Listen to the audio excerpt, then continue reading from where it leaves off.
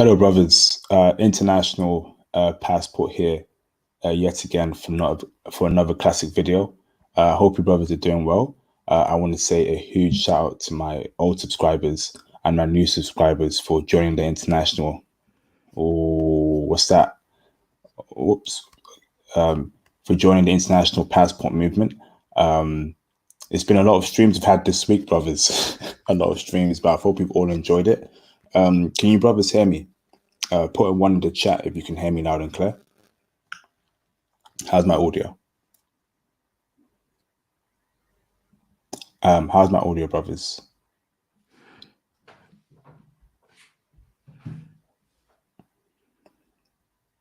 Put a one in the chat if my audio is loud and clear. All right, thank you, John Thomas. Appreciate that, bro. Shout out to Kevin Mayfield, passport key to the world. Okay, in this live stream, we're going to talk about what you need to know about dating women in Montreal, Canada. Based on my intel, for what people have told me who are from Montreal, it's a good spot for brothers to go to. So we have an intelligent Haitian brother from Canada who is currently living in Montreal, and I believe is from Montreal. If I'm wrong, he will correct me. So I will allow him to introduce himself. And without further ado, Wealth Engineering, tell us who you are, what you do, why you're in Montreal, Canada, and then we'll go on from there afterwards, bro. Yeah, no worries. Thank you for having me on the panel today. Yes, I was born in Montreal, but like most Asian, they try to leave Haiti from the Caribbean to go to Montreal, a French-speaking country. But my parent did it the other way around. So they met in Montreal, they got married in Montreal, and then they moved back to Haiti. So from the age of 2 years old all the way to 18 years old, I grew up in Haiti, but I was going back and forth from Haiti to Montreal like every year. And then at the age of 18, I moved back to live with my parents in Montreal. And yes, from the age of 18 until now, I'm 35 years old. And yes, I've been living in Montreal, Canada for the most part. Montreal, I moved back to Toronto. So I have a pretty good knowledge of Toronto as well. And then I moved back again to Montreal and 2019 all the way to now. So um, me personally, I'm currently married. I met my wife at the time she was my girlfriend. At the time we were in college, but we were on and off. And every time I was off, I was using the chance to date and flirt around. And I also very close to my brother. He's 2 years younger than me, and he's still actively looking in Montreal and dating in Montreal. So we're pretty versed in this city. Fantastic intro, brother. It's great to have you on this panel. So how about we just get straight into it? Wealth engineering. So wealth engineering, are women in Montreal checking for brothers? Absolutely. Actually, it's okay. You can call me JC. JC, okay. JC, yeah, no worries. You can call me JC. The short answer is yes. The short answer is yes. Montreal. Well, Montreal is there's three big cities in Canada. I guess you can say there is Toronto, was the first one, and then there is Vancouver, and then there is Montreal. I would say it's fair to say 80% of the entire Canadian population lives in these cities and the region surrounding these cities. So, if you go in a city like Montreal, your experience will be far different than if you go outside of Montreal. But we can get into that deeper. But when you stay in the city of Montreal or in the region of Montreal, we call it the Greater Montreal area. Yes, it's kind of like everyone you know, they either know an Asian dude or an African dude or a Jamaican dude, or they know someone who knows that. And we're very like intertwined with the Montreal culture at this point, especially the Asians, because we have a large Asian diaspora in Montreal. So there's a lot of different culture here that are very familiar with Black people in general, but also Asian. And yes, they're very versed in the culture, the food, the languages, uh, even the slang of the French culture in Montreal. we have some African words in there, some Asian words in there, and you might meet a Chinese dude speaking like some Creole words in Asian. So like it's a very fun vibe, and Montreal offers something unique that the other two cities don't do not offer. And in short, yes, the answer is very people are uh, black people in general, they see it as cool people, and girls either has some kind of fetish, they're very curious, or it's just they want to be with a cool dude. And Asian in general have games. It's kind of like they have this swag with them, and that the women's are very attracted to them, especially Italian women here. They love Mm. Asian brothers. So, but anyway, there's a lot of different cultures here, like Lebanese, Morocco, like Armenians, Persians, and they may not marry a black dude to present to their family, but they'll definitely check them out on the side and try with them. But in general, like I've in the area that I live right now, it's the old port of Montreal, and I've never seen a brother with a white like a black woman. It's always a brother with a white woman, and yeah, it's crazy, man. All right, fantastic, bro. So breaking down your confirmation that they're checking for brothers there, can you give us the list of demographics and races of women that love brothers the most in Montreal, and why do they love brothers the most? Good question. Um, love brothers the most, I would say, just white women from Quebec, like the native Quebecers or Montrealers. They love brothers the best. And second to that, I would say maybe Lebanese. Third, Latinas. Yeah, and then Latinas third, and then if you, on a rare occasion, you find Asian women, like especially the one that digs the Jamaicans, like they. But I would say the first three definitely. Oh, sorry, Italian. Oh man, Italian are they dig brothers a lot, so they're probably in the top three. So yeah, definitely the large majority would be native Montrealers, like people that have their entire family there for generations, white descent, probably some kind of related with friends if you look at their family tree deep enough. But these people, they dig the brothers the most. Okay, and wow, especially I'm surprised that Lebanese women do. Knowing them, they come from a very strict culture. Why is it that Lebanese women check for brothers heavy in Montreal? There is a large population of Lebanese in Montreal, and Lebanese and Asian and Black people in general, they mix well. It's kind of like we understand each other on a deeper level. When we start, like I have many friends who's from Lebanon, Morocco, Armenians, and man, it's kind of like we were brothers. Like they understand, we understand each other. Versus if I'm talking with a native from Montreal, there is things he's not going to get, but Lebanese people, we understand each other. So from that perspective, we're very cool with the brothers, right? So when we go and meet with the family, and being introduced in the culture, it's natural that we speak with the women as well. And yeah, we kind of like develop this intimate relationship with the Lebanese women. And Lebanese women in general, they're mostly Christian here, so they're pretty kind of like free, Mm. open. They're not necessarily, and you do see this flavor of conservativeness in the family, but for the most part, they're pretty free, and I would say maybe liberal in a way. Montreal is a pretty liberal city, and so that influenced them a lot. And as they're being liberal, then they're trying to experience with the brothers as well. But when we come to marriage, definitely it's a different story there, right? So Mm. Lebanese girl will flirt with you, will hook up with you, will probably be your girlfriend for 3 4 years, but when it comes down to putting the knot, like that's going to be a different story. But it has happened. I have two friends right now who are married, and one is married, with the other one is in a serious relationship with baby coming in soon. So it's with a Lebanese woman. So it's possible, and they're very open there. Okay, bro. And speak about the Italian women. Why do they check for brothers that heavy? Especially, especially knowing Italy's history regarding racism. How is it that the Italian women there check for brothers heavy in Montreal?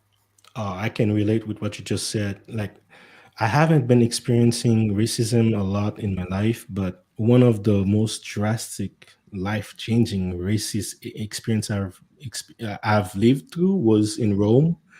And yeah, man, I've Italian women, the people in general can be very racist, especially in Rome. Wow. But in Montreal, my God, it's a different story. It's kind of like they're different people. Mm, I have a lot of Italian friends. Like, I had two girls that I dated in the past that were Italians, and to me, there's a huge difference with the Italian people that grew up in North America, especially Montreal, versus like people that are native in Italy. Like, there's a huge difference there. It's a different philosophy, mentality, how open they are. Italian people here, they're like very open arms. They welcome you in their family.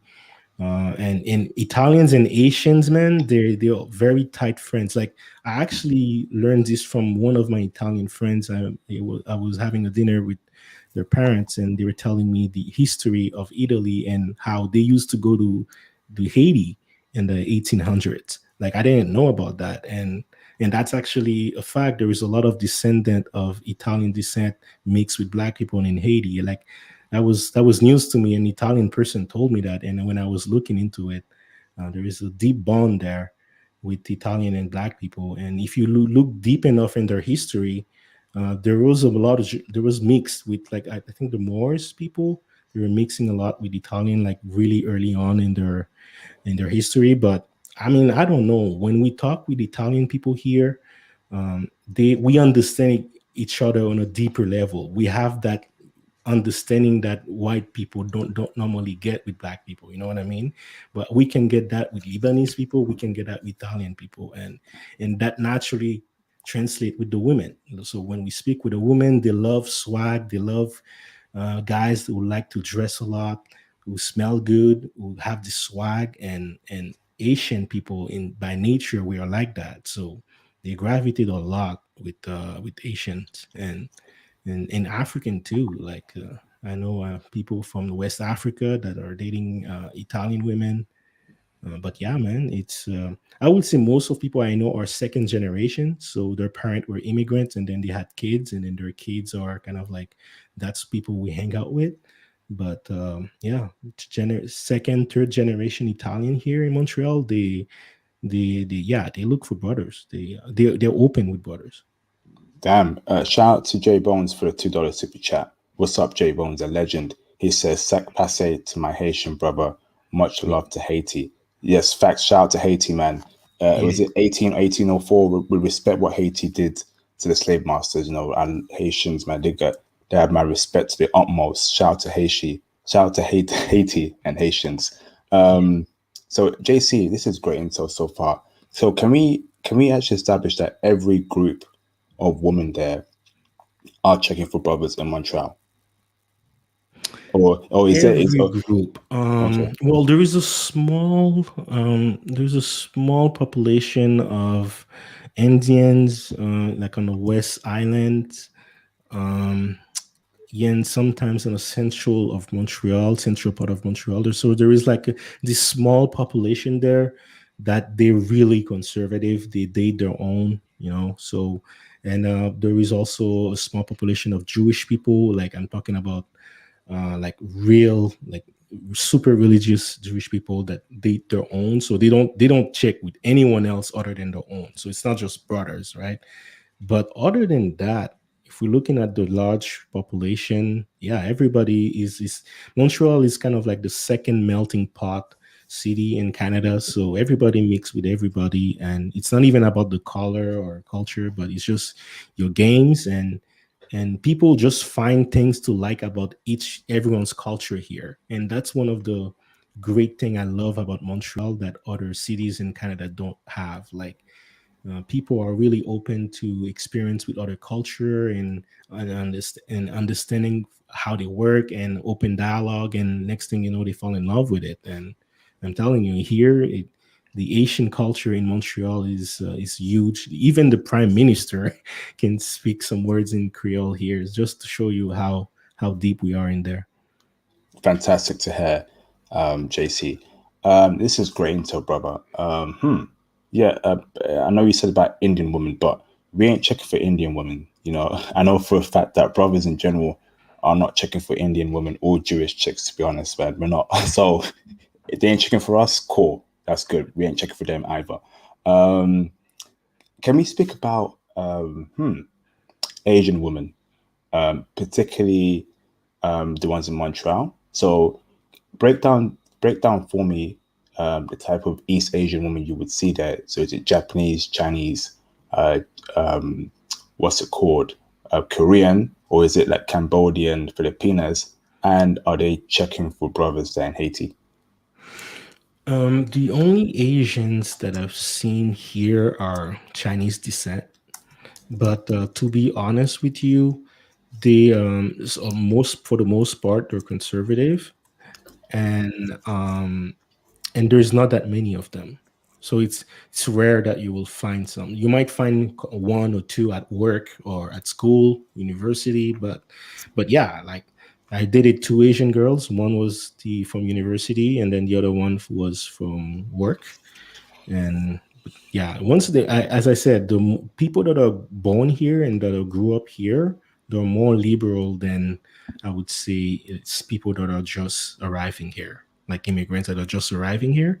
So that's the dynamic. If you find someone who's born here, the chances are they'll be open with anything, just like everyone else in Montreal are open to just whoever approaches them.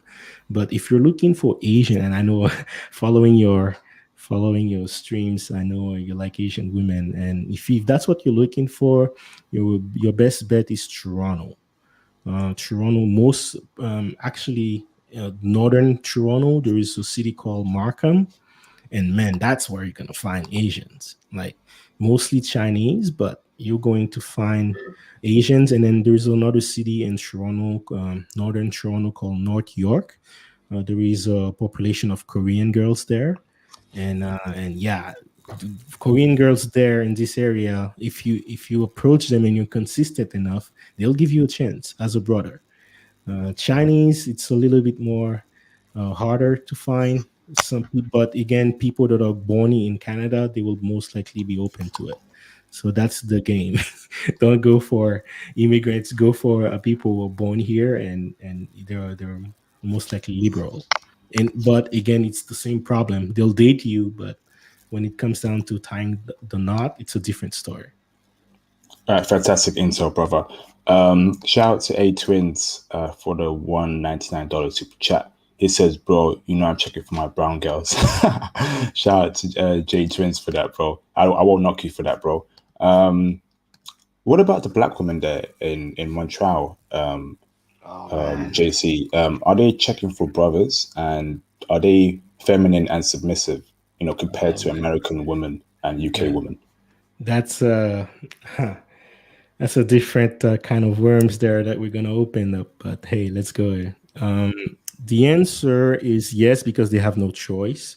Ah, Um, no, but they are attracted. Most of black women that I know here are attracted to anyone, but most black women that I know are dating brothers. But most brothers that I know are dating black women and anyone else. But when it comes down to getting married and having babies, man, they suffer a lot because they're not. You mentioned feminine. Th- this is one of the problems I have with black women in Montreal. It's because they're, I guess they don't fully identified with the Montreal culture, so they try to latch to the American, like the Black American culture, oh and dear. yes, man, that's a huge problem. Like me, I grew up in Haiti, so I see different sides of black people, right? But when I moved here, that's one of the things that turned me off a lot on black women here. It's like they're trying to mimic like the what they see from the Black American culture. Like they try to mimic that a lot, and the one that are born here, man, it's the same. And so I don't need no man kind of philosophy. They embrace that. They embrace the styles with the fake wigs and masculinity, like showing up masculinity. And I don't know, man. Most of I would say I don't have many good experience with Black women in general, but yeah, I was disappointed to see that, because when I was in Haiti, I had bad experience with Black women, and I was moving here, and me personally, I wanted to date Black women. That was the first people I tried it to shout out at. But man, I was being put down like the most ruthless ways by Black women, man. And again, while they put me down. Italian women and Quebec women were receiving me open arms without me even shouting out at them. Like my wife, she went and talked to me. She engaged me, and she tried to have a conversation with me. I never even tried to approach her, just to Damn. show you, yeah, man. Like that happened to me with many. That happened to me with every single race, even Asians, except Black women. So basically, when brothers go to Montreal, they should just forget about mingling with Black women. Just go for the non-Black women because it's too much hassle. I'm guessing, bro. Man, I hate to say that, but me personally, like I'll give you my example. My brother right now is having problem finding a woman because he wants to marry a Black woman. Like he did it all kinds of race here, but deep down in his culture, he wants to date not just a Black woman, but a Black woman with an Asian background. And he's still not married. And at this point, he's actually giving up. He's just focusing on his wealth with me. Like we're working on building our wealth, and that's what he's putting all his attention now. He just gave up on dating all along. But like Black women here, man, it's just a different story. That's They crazy. put brothers down. They have no respect for brothers, Whoa. whereas they'll have respect for white people. Like it's so obvious. And then what pisses me off is I try to date so many Black women. They all put me down. Their excuse was, hey, I don't have money. Like it's straight up, man. They would tell me that the first day I would say hi to them. They're like, hey, you don't have money, or you sound like you just landed here. You got an accent, blah blah blah. And then yeah, and then I started dating my girlfriend, and which became my wife.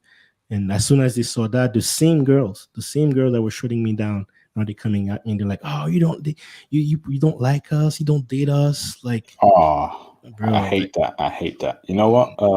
I don't know what's going on with sisters in the West. I don't know what's going on. It's just abysmal. It's appalling. You should be backing Black men up. You should be side by side with us, not putting us down, not saying that we ain't ish. I don't know what's going on, but again, I'll leave them to their devices. I'm just gonna travel because it makes me sick just thinking about it. You know, um, not and ain't no saving. Carry on, there's bro. an epidemic of like Black women not going to the gym here. Oh, It's, oh jeez. man, like to find a sexy Black woman in their late 20s, like beginning of 30s, it's rare, man. Like if you want to find a sexy Black woman, you got to hope to get them around their 18, 19, 20. Like once they start 20, mid 20s, late 30s, like late 20s, beginning of 30s, it's like they're going to get a few pounds up. That's what happens, man. Damn. All right. Shout out to AN for the 6.99 Canadian dollar super chat. Thank you, bro. He says, bro, I live in Canada and I'm trying to leave. Yes, I love Black men. However, not submissive women at all. Quit divorce and ask for child support. Actually, that was going to be my next question. But before you answer that question, JC, let me. Okay. So we can confirm that every demographic of women, apart from Black women, will give brothers play.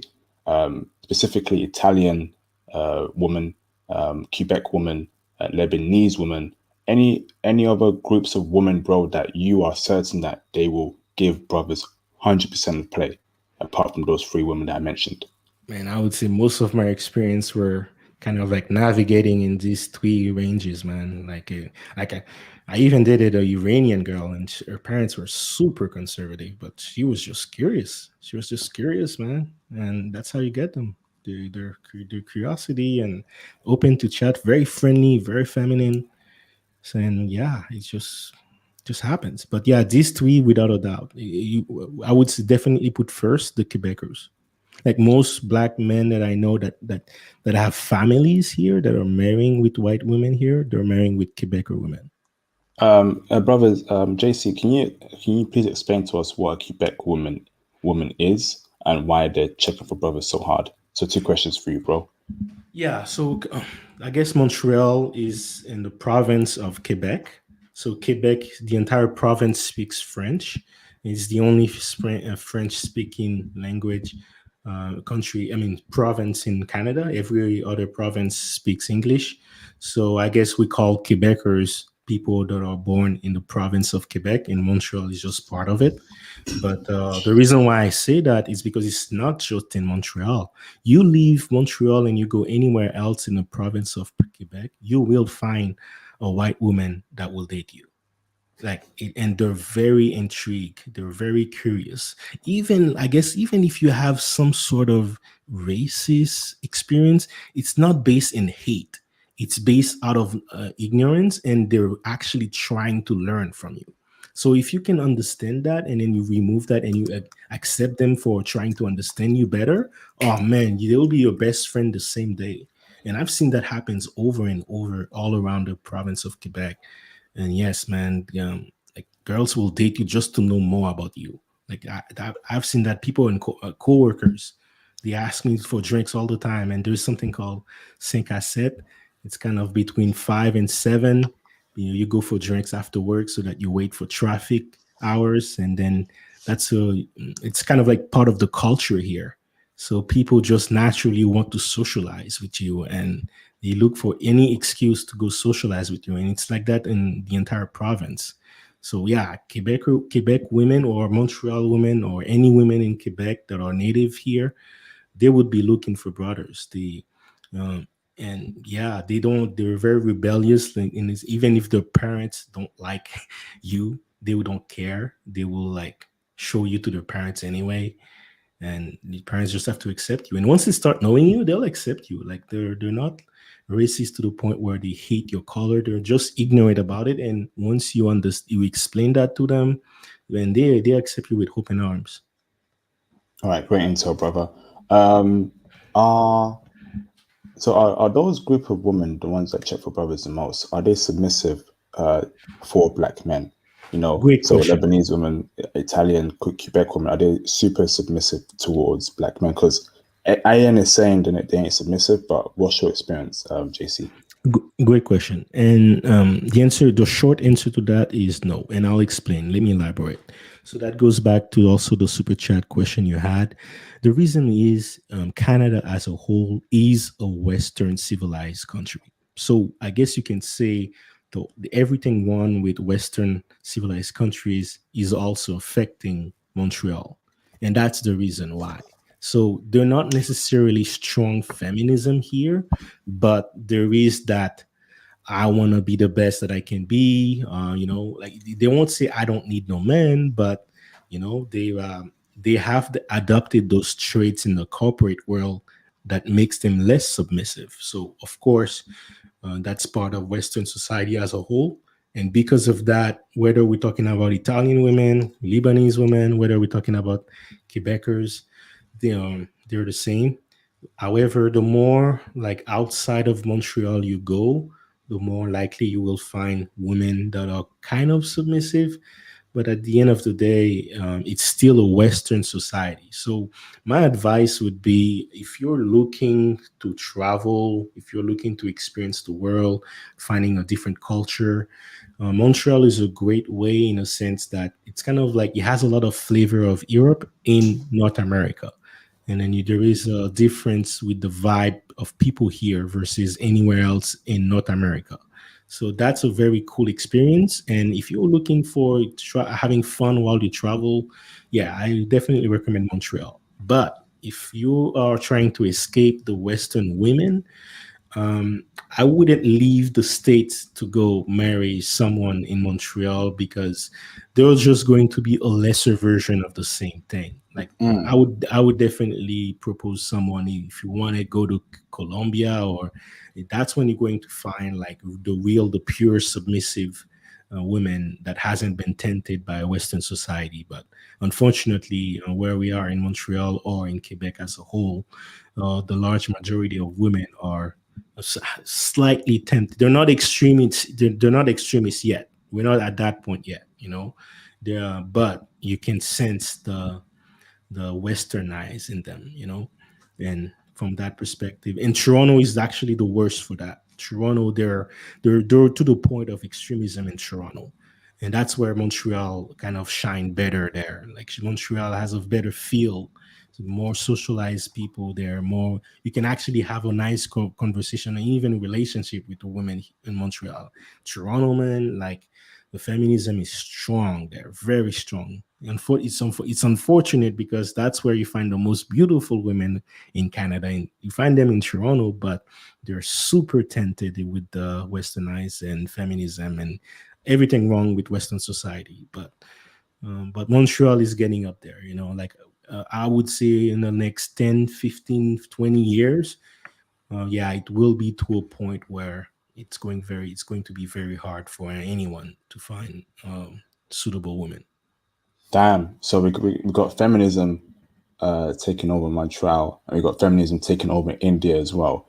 Oh, the West needs to pay for the evil it's doing, man. I'm telling you, it's all coming from the West, but that's for another stream. I'm sick of it, to be honest.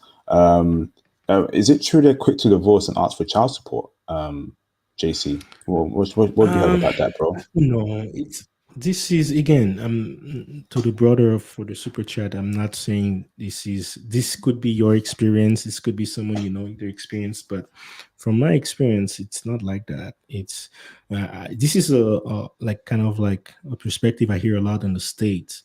Here in Montreal, I don't hear that much. There, I would say the divorce part in any Western society, the rate of divorce is increasing, but most women that I know here, they don't they find like divorce as a failure. They don't want that. They actually try to maintain the society. um it's actually one of the good things that happened in Montreal here is I guess it's not a city where a lot of high value men really like show off their money. You know what I mean? Like, whereas Toronto is pure, like this is the city. This is the city where Drake lives. Like the rapper Drake. Yeah. So ever since Drake started blowing up, like there's a lot of copycats, and everyone is trying to date someone like Drake. So this Toronto it's being destroyed overnight. But Montreal is not like that yet. So Montreal, women that you find in Montreal will actually most likely would love you for who you are. If it doesn't work out, and that's very possible that it doesn't work out, they will find it as a failure. They won't necessarily. It's not like the States where people are actually having babies just to collect checks from the government. No, this is definitely not the culture here. So that's why I disagree with this statement. But hey, it can happen. Divorce are increasing all over the Western societies. So of course, when you have divorce, you have alimony and child support as well. So that's part of it. But I wouldn't say that's their mindset. That's not their mindset. That's not what their end goal is. Thank you for that, brother. Brothers, please get the likes up if you are enjoying this live stream.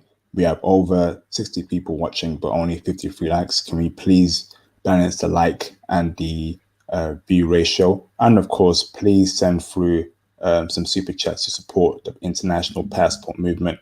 It's 2 a.m. over here in the UK. I made this stream for you guys to get this intel. So please support by any of those means. Thank you very much. Shout out to Jalil for the $10 super chat. He says, relatively new to the channel. Blessings to you and the team, my G. Keep up the good content, and I look forward to traveling soon. What's up, Jalil? Welcome to the International Passport, brother. Jalil, where are you from, bro? Are you from the UK or from the US? Write it down in the chat, bro. But welcome aboard, and thank you again for the super chat, brothers. Brother, thank you, bro. Next question for you, Wealth Engineer JC, is where are the best places in Montreal to meet women that are checking for brothers heavy. You've been there your whole life, so there must be certain spots, maybe cinemas, a coffee shop, a particular club, a particular bar. Speak on that, JC.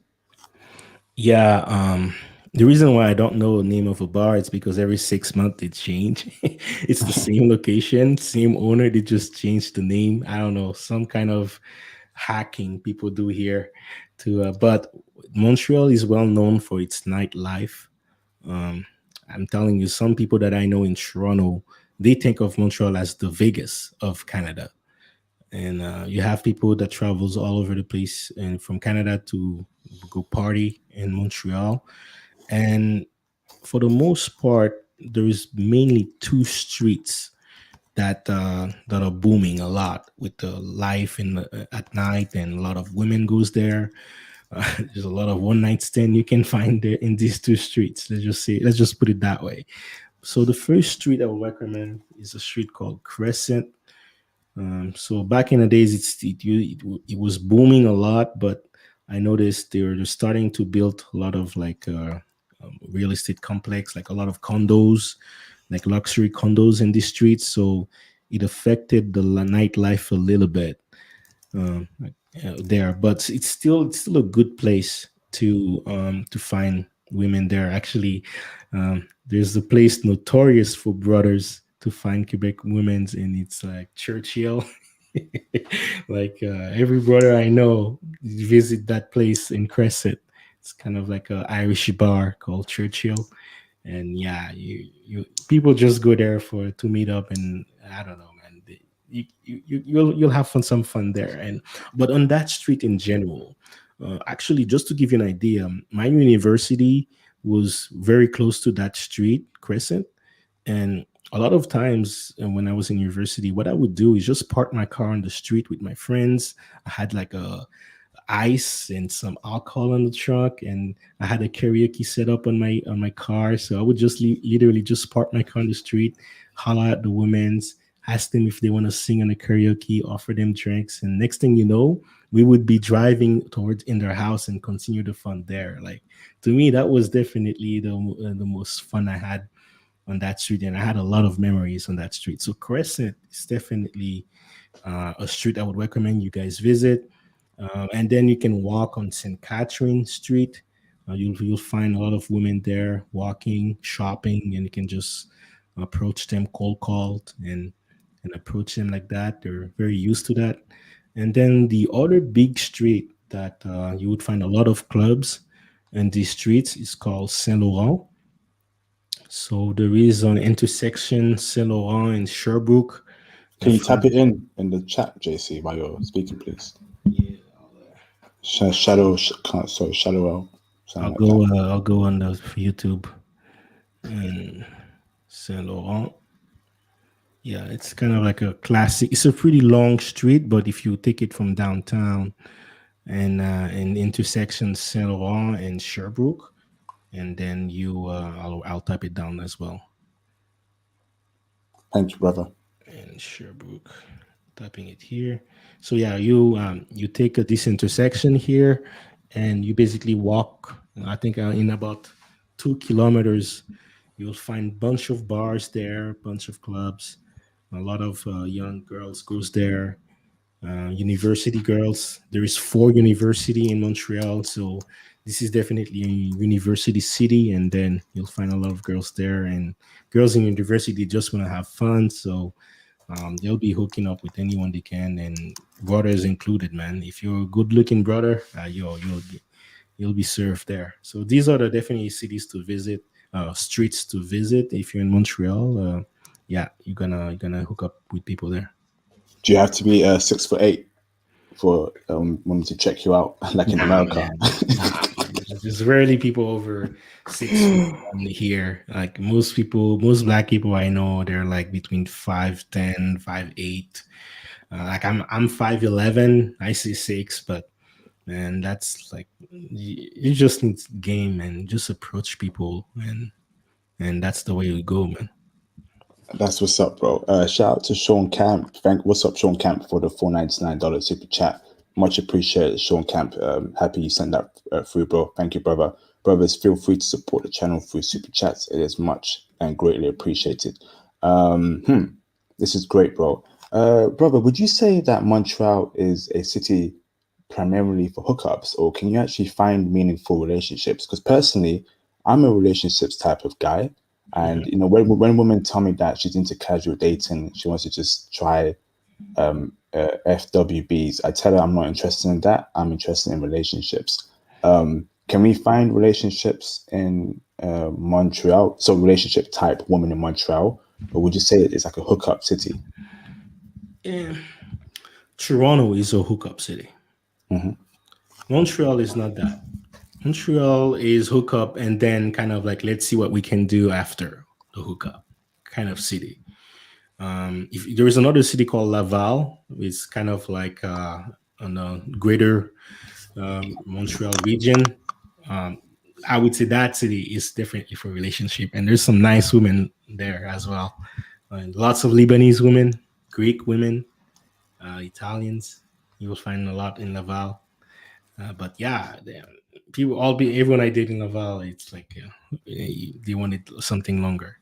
So it's there's a lot of hookups there. I'm not going to lie, but it's a different vibe. You know, it's kind of like people here they're huge in vibe. If you have a group of friends, kind of like you have them because you want to maintain a certain level of vibe. Like there's many people have different groups of friends here just to vibe with each other, and I guess it's when it comes down to the girls, they just like the vibe and they want to maintain that with you. And me personally, I found a girl that I wanted to marry here. I would say my trajectory is a bit uh, not risky, but unusual. It's not something most people go through, but you will find people that you can have relationship with. It's just that me personally, when I see the rise of feminism, and now that I'm RP aware and I know what like the type of women that really kind of like the submissive type that I want. That for that part, even if you do find someone to have a relationship with, that part may not sink well over a long period of time. You see what I mean? Because there's a lot of westernized features in them. So you're not going to have a problem finding someone to have a relationship with. But when you find that relationship with, are you going to be okay with a woman that is not as submissive as a Colombian woman, for example? So that's the question you're going to need to ask more. Okay, thanks for that, bro. That's very good into the Laval. Is that Laval? Yeah. Yes, Laval. Laval. Okay. Yeah, it's a great city, man. It's a great city. Okay, thanks for that, bro. So that's a place where they are checking heavy for brothers there in Laval. That's Yeah, what you're it's saying. less of it's heavy for brothers, yes, but it's less of a hookup place. Yes, Most of because Montreal, there's lots of like kind of place that encourage hookups. You know what I mean. It's easy to date. It's easy to find a cafe or bar or club. Whereas Laval, there's less of that. So people that are meeting up, they're meeting up at parties, house parties. They're meeting up maybe in a restaurant. Friends party with friends, but then after people that you're going to meet there, they're a lot more open to relationship than you would find in Montreal. But even in Montreal, you will find someone, even after hookup, they would want to stay with you. That's the thing. That's the culture here. You're not going to find a problem finding a woman to have a relationship with. That's not the problem here. The problem here is the rise of the Western society and features here, which is a different story. And so in Laval, what's the demographics like in Laval? Is it a mixture? Is it Lebanese women, Italian women, Quebec women, Black women, Asian Yeah. women, or is it predominantly Now, Quebec women? it's almost the same ratio as Montreal. Okay. So lots of Quebecers, Lebanese, Armenians, Greek women. There used to be a huge Greek culture and population there. Now they dispersed a little bit, but it's still a huge Greek influence there, and they check with brothers. And yeah, what else you find? Yeah, for the most part, yeah, that's what you find in Laval, and you find here and there. Like I have a friend from the Mauritius Island there, and there was a small community of Mauritius Island people in Laval, and great people. But for the most part, brothers, people that are chilling with brothers, yeah, Quebecers, and Laval is consistently producing some of the best strippers in Montreal. Actually, Montreal is well known for the production of the strippers in Canada, and a lot of them comes from Laval. So there's some good looking women there. Okay, thanks for that intel, bro. Shout out to Alexis Makulo for the $5 super chat. Much appreciated, brother. He says, so compared to Vancouver and Montreal, who is checking more for brothers? Have you been to Vancouver, So JC? I haven't been to Vancouver, but I know a lot of people who are from there that that moved to Montreal. So from my understanding, there is two big cultures in Vancouver. You have Asians, lots of Asians, and then you have Indians, and then some mixtures of a bunch of other cultures in of East Asia, and so there's lots of Asian mixed in Vancouver. So you will find a lot of other mix as well, white people, and sometimes they mix with each other, and that can be very interesting. But there is a kind of like this increasing of conservatism women in Vancouver. In a sense, they're not necessarily open to date black brothers, and you don't even find many brothers in Vancouver, but they open with white people, and they open with each other. So they're kind of like a mix of liberal and conservative. So that's the vibe I get from people I know in Vancouver. These people, they move to Montreal to have fun. Like when they want to have fun, that's where they go. They go to Toronto, they go to Montreal. People from Toronto, they move to Montreal to have fun.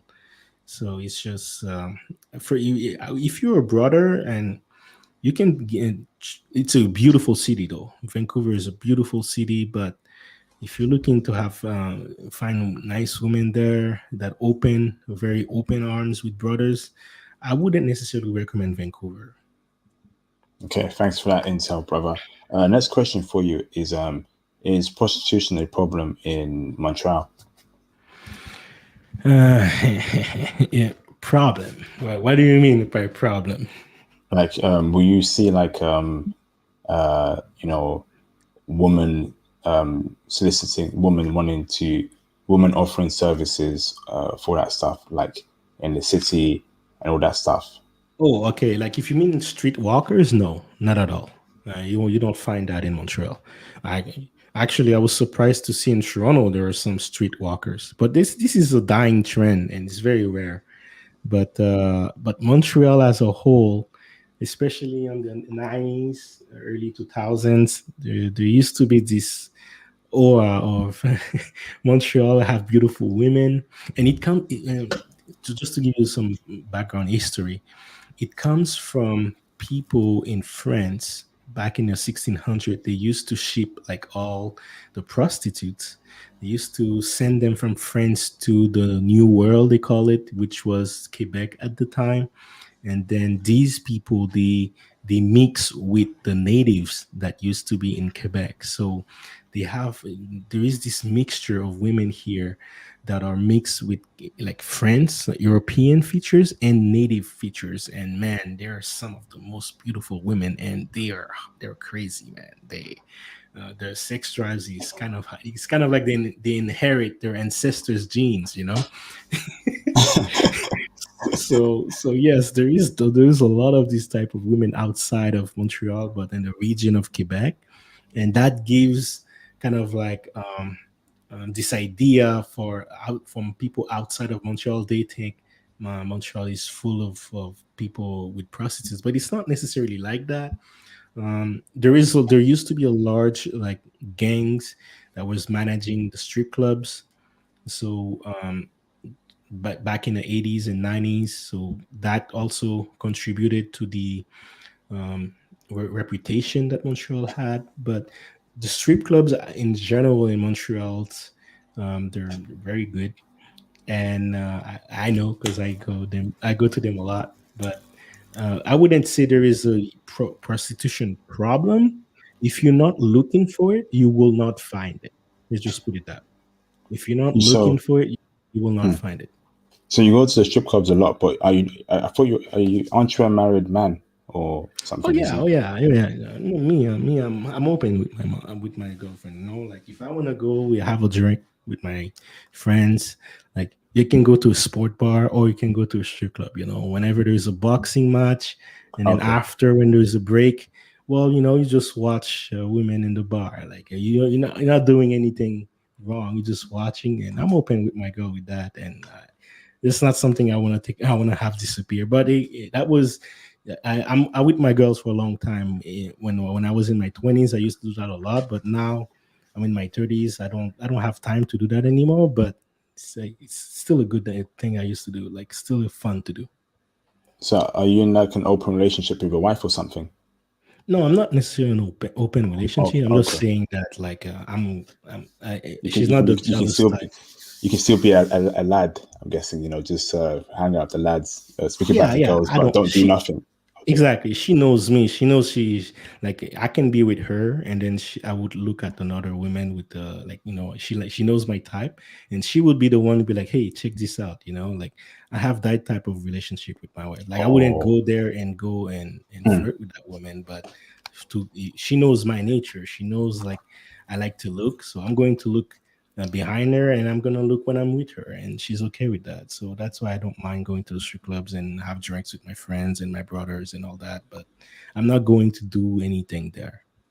And How she did you she meet? trusts me enough for that. How did you meet your girlfriend actually? If you can tell us that, JC, and your wife. Sorry, how did you meet your wife? I'm guessing you Oh met her in Montreal, but how did the whole interaction start?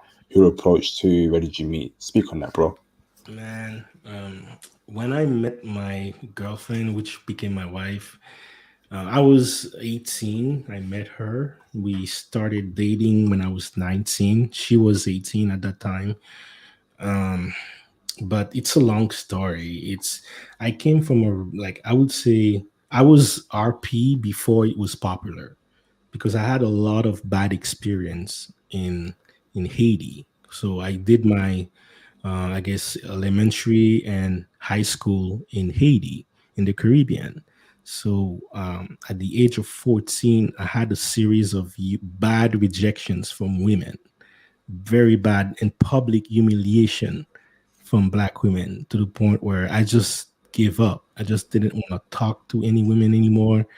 And then even after I stopped talking to black women, they still found way to like publicly humiliating me. And it was I would say I was going through my RP rage at that time, and it really took me to a dark place. It's so bad that I was becoming ashamed of the people of the thought that it was coming in my mind, and my dad. The only reason why, honestly, I'm not going to lie about it. The only reason why I didn't go, like, I can understand what's going through someone's mind when they go out there and they shoot a school because they had a bad experience with women. I can understand that because I was there. The only difference between me and these people is because of my dad. I did not want to tarnish my family name. I did not want my dad to be ashamed of me, and that's the only thing that saved me from total darkness. But at this point, I didn't want to leave the country with such a bad view of black women. So I really put up my game. I really tried. I tried many until I found someone who I was able to have a relationship with before I left, and that kind of saved me in a way. And then I moved to Canada, hoping to be entirely different. And then to my surprise, the black women here, they were the same, and they were the same. And I was just disappointed.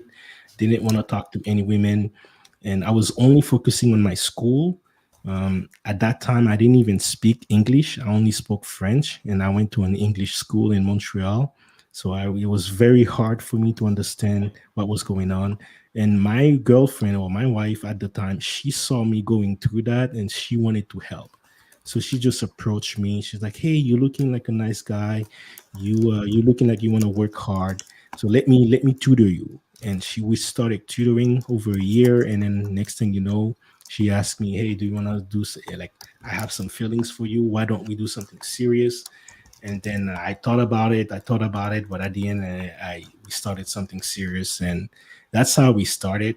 I was very young, and of course, I was coming from a bad place that I wasn't ready for a relationship emotionally. So that really created a lot of problems in the relationship because we were on and off. So every time I was off, that's when I would be dating, but I was always gravitating back to her because she was the one kind of like to guide me through school basically and help me with English and help me with school and tutor me and basically raise me from the bottom up. It's a cool story now, but back in the day, it wasn't that cool. Like black women, I would say, destroyed me emotionally, and she was the one, a white woman. She was the one who had to pick up the pieces and glue them back together. And I wouldn't be the man I am now without her. And that taught me a life lesson, to be honest with you, because I was always blaming white people for the state of Haiti or what's going on in Haiti. I was always blaming them for that. And when she was helping me do that, and I was like, wow, like not everyone is the same. Like there's a lot of good in people. It's not just the color of the skin. And my life changed basically from my first meeting with my wife now, and that's one of the reasons why I marry her because she was with me from the bottom up, and when I was poor, I had no money, and she was loyal, very loyal, still loyal, and yeah. Anyway, that's my story with her. All right, thanks for that, bro. Very inspiring. So next question for you, brother, is I have heard that Montreal women are very, very good looking. I think you did confirm it before, but quickly just go over it. Is that the case? Are they like literally the best looking woman in Canada? Best looking white women, absolutely. If we're talking about Canada, best looking white women, yes. There's a lot of mix there. And I guess their descent are French, but again, where I was talking to you about the mix between French and Native. Oh man, I've never seen a mix between a French and Native that wasn't beautiful. Never seen that. But then you have some other mix like Quebecers with Italians, Quebecer with Greeks, Montreal was the first place I've seen a white woman with the downside that was equivalent to a black woman. Like I've never seen that in my life before I came here, and Montreal has a lot of that. And as a brother, the downside, it's one of the area that I look first in a woman. So that was interesting. White woman, most beautiful white woman, yes. If we're looking at most beautiful women in Canada, however, I would say Toronto. And there's a lot of mix in Toronto, lots of Caribbean, Ethiopian. You have Ethiopian mixing with white. You have Ethiopian mixing with other people, Asian mixing with white, Asian mixing with black. Um, Toronto is definitely a melting pot, and there's a lot of beautiful mixes there. If we're looking at Uh, beautiful women in general, I would say Toronto, but beautiful white women, Montreal. are the mixed race women in Montreal checking for brothers heavy? Yeah, mixed people are mostly liberal, and yeah, liberal people in general, they're mixing with black people. Okay, I think so, bro. On that point, right? Oh, actually, question for you: do we need to know French to get a woman in Montreal, or is English enough, bro? Great question. Great question. So, if you stay in the island of Montreal, especially in the downtown area, the two streets for clubbing, for example, I mentioned, you do not need French. But however, if you go outside of Montreal, yeah, you definitely need French. If you go to Oh, okay.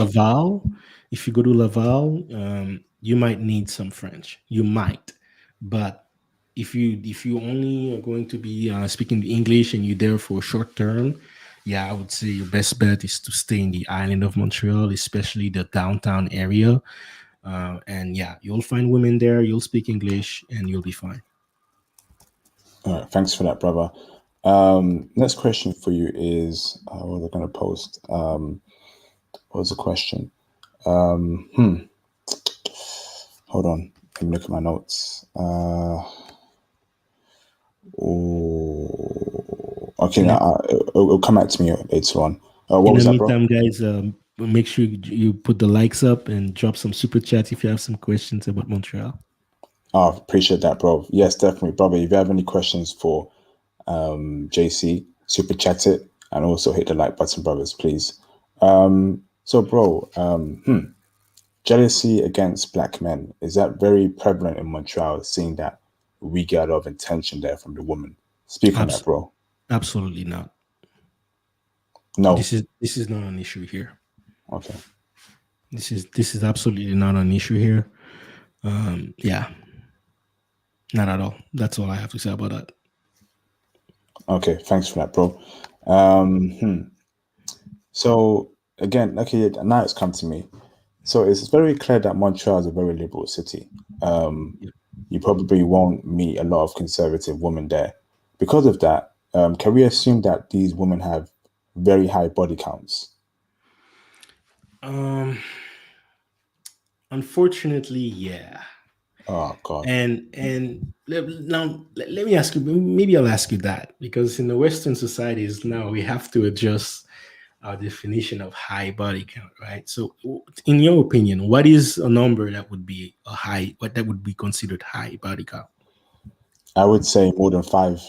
Oh yeah, and in that case, yeah, yeah. Well, what about you? What would you consider high body count? Uh,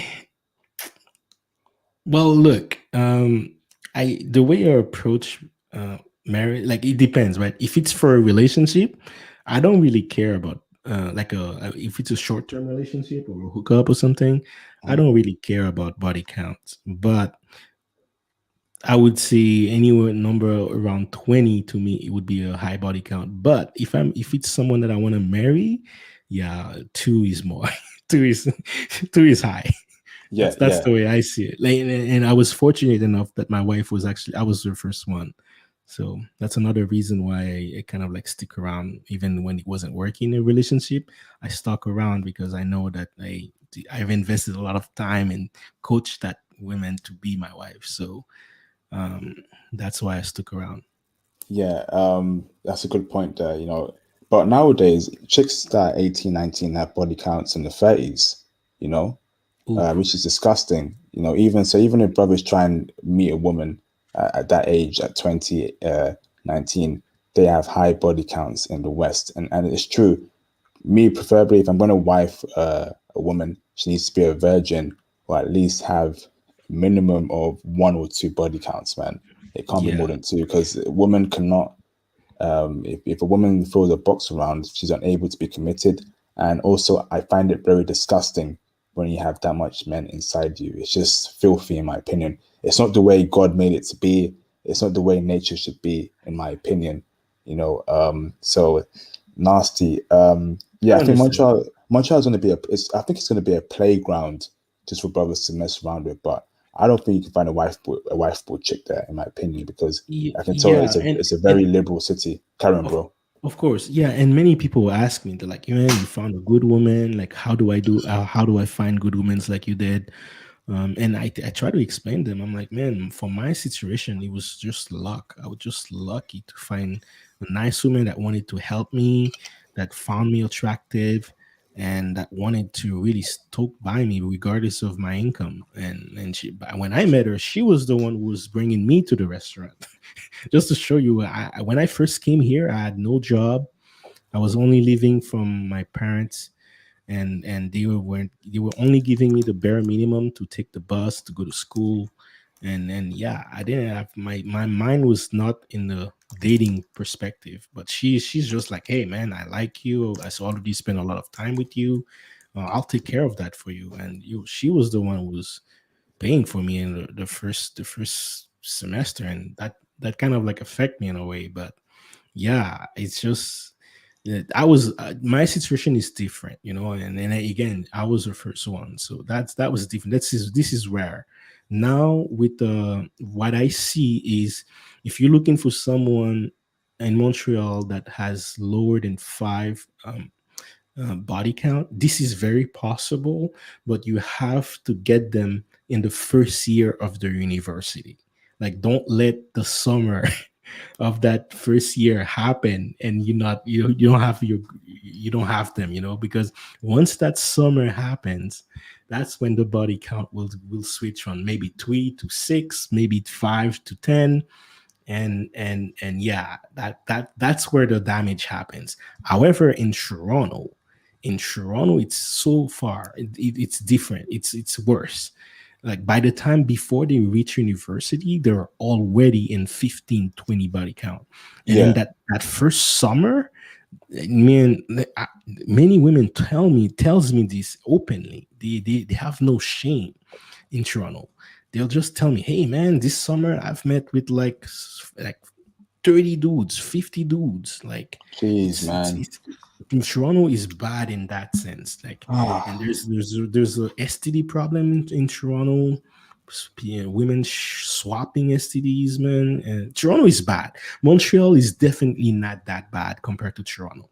so this, However, if you're looking for that Western girl, you want to get them in that first year of university before that summer. And that way you will find someone maybe with 3 body counts, yo, and then if you can you can be the fourth and stay there. That would be my advice. That's your best bet. bro, I would even say, even for Montreal as well, before they go uni, they've got high body count. In high school, they're smashing. As soon as they reach high school, they're smashing. I know how high school was. These chicks were smashing way before uni, man. And Yeah, bro, I don't know. I think Canada is going to be a playground just for brothers. We ain't wifing no chicks from Canada, in my opinion. And I was thinking maybe Montreal might be a good place, but it's too liberal. And when you're in a city that's too liberal, the devil's work happens. A lot of yeah. wickedness, a lot of evilness, a lot of hoism. A lot of Jezebel activity happens there in these cities. So, we and don't want and that nonsense, bro. and again, where that's what I'm saying to my friends. I'm like, I was lucky because not only I got my girl early, I got my girl before the age of Facebook, before the age of plenty of fish. Then after there was Tinder, Instagram. So I got by the time Instagram showed up, my out to quote fresh from the podcast Fresh and Fit. By the time Instagram happened, I already had my wife sold. So that didn't affect me. But after Instagram, that affected all Western Yeah, society. yeah. And unfortunately, Montreal is affected by that. But to be honest with you, I understand where you're coming from. At the end of the day, it's not worth it. And I agree with you. Like me, if I had to start all over again, and let's say something wouldn't happen with my wife and we divorce, I would not be looking for my second wife in Montreal. I would probably be looking for my second wife in Colombia. Honestly, that's me. Yeah. You know what? And also, bro, if I knew how bad Instagram is going to be, I would have got I would have wiped a chick way back in the day. I didn't know it was gonna be this bad. I knew it was bad around 2013, 14. That's when I started taking traveling seriously because I used to go to the clubs. I would just see chicks just recording themselves and not wanting guys to speak to them. So I knew it was coming, that in terms of arrogance, but in terms of actually them using it to travel to Dubai, be hoes and all that stuff. I didn't know it was gonna be this bad. So but what Yeah, can we do about that? And of course. also, what was I gonna say? Oh my goodness, I keep losing my train of thought. In terms of, and this is also the reason why, although my preference is a black woman, and I've made it very clear, but I still date other races of women too, but it's not that strong anymore because, especially in the West, especially where I've seen it, I had to start, expanding my options. If I see a cute Japanese chick that's feminine, that's a virgin, that's wifeable, I'm gonna have to go for it, man, because it's just even black chicks nowadays, they're throwing the box around, they're being hoes. So, I think it's all about what that woman is. If she's a good woman from a good family, doesn't matter about her race. If she's wifeable, I think bro, we should just go for it because I think we need to move away from that race type of thing. I only want a black woman. I only want an Indian woman. All that nonsense.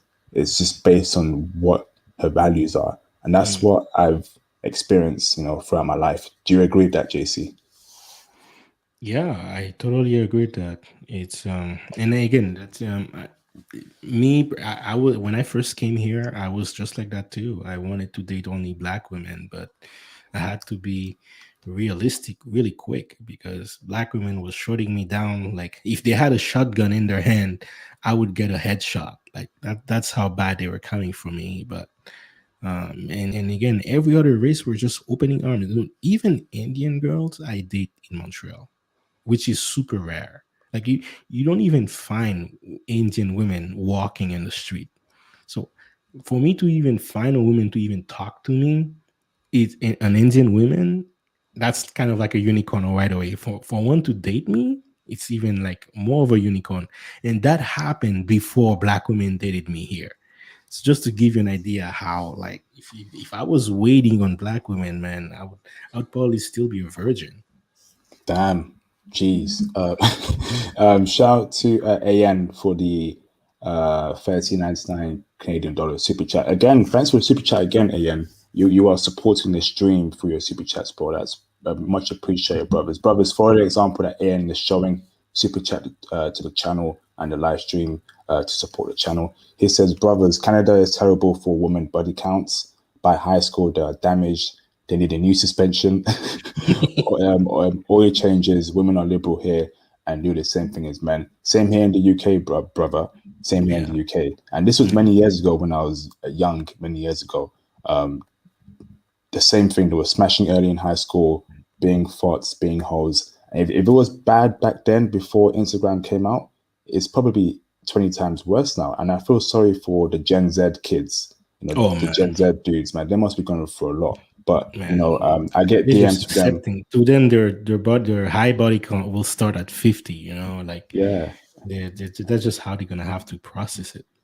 it's crazy. But they're reaching out to me on IG, and they you got brothers that are 19, 20 telling me international. I'm setting plans to travel to meet a good woman, and so that's the only way now because UK, America, Canada is the devil's playground. A lot of hoism goes on there. I don't want to participate in that nonsense, so I travel. So let's carry on to the next question. So they're not wifeable. We can definitely agree on that. They're not conservative. What Yeah. about religion wise? Religion, is that a big thing No, amongst Montreal women? Nope. very Okay. liberal city. There is a lot of religious symbolism here, and because back in the days, it was a super religious city and province as a whole. But in the 60s, there seems to be a revolution against religion in the 60s in Quebec, and ever since then, it's downhill from there.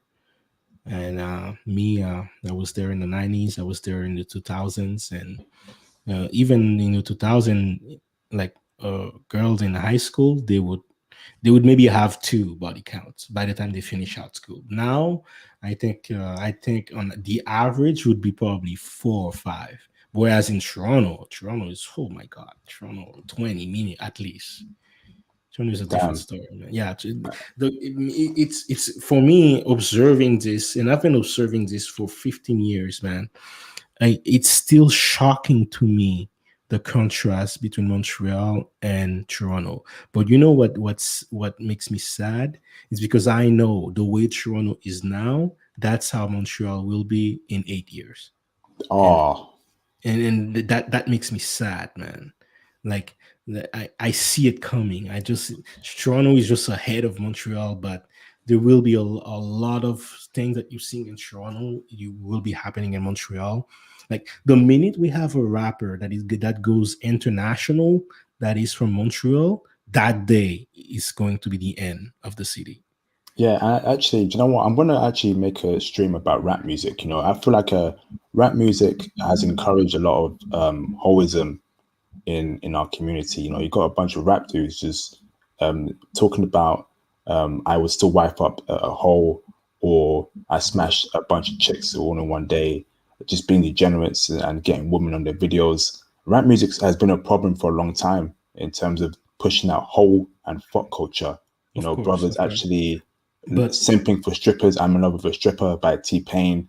it all started from there, so we need to go into rap, but that's for us for another stream, because I'm just sick of it, and the Let worst me thing chime is, in. right, it's black men that's the face of this. Yeah, Why of is always course. black men doing all this nonsense? And this is the reason why I was watching although I don't like to name drop other channels, but this is just for purposes for this stream. I was watching the No Jumper stream a couple weeks ago. There was one Japanese chick, I forgot her name, Oh, Kazumi. I She remember. said Yeah, that she 50 must have slept with 50 guys in one one night, night. and they asked her what her preference was, and she pointed at the black dudes. She prefers black dudes. Why is it that hoes from every race love black dudes? Do you know why? Because black dudes accept hoes the most, and we're gonna break it down in the stream in the future. Because I'm sick of black men loving hoes, promoting hoes, accepting hoes for what they are. I'm just tired of it, man. But Yeah. let me move on. Go on, bro. Say something. Yeah, I just want to chime in on that because that's a very good point. And like I was observing, I've seen the evolution of hip hop, and ever since I was in Haiti, I was seeing how it was affecting the Western societies. 50 cents with this music definitely increased that. But what I have noticed and because I was a teenager back then when 50 Cent and was pushing all that, but as an adult, I have seen Drake. Okay, and Drake's is a different story because it's not necessarily it's his lyrics that is damaging society. It's not mostly his lyrics, because by the time Drake became popular, there is far worse rappers and hip hop artists out there, right? It was his influence in the young minds and the way he was operating in his real life. That's Hmm. what was fucked up. And that's what destroyed Toronto, right? Like Drake made every woman in Toronto believe in hypergamy, and kind of like made it feel like they could obtain that. So you had brothers and any other race that had beautiful women in their hands, but they were holding on in marriage because they were hoping to meet Drake once in the club. Like, you see what I mean? In Toronto. Because he was going to all kinds of clubs, was making himself very available. And I'm sure he smashed to half of the city, man.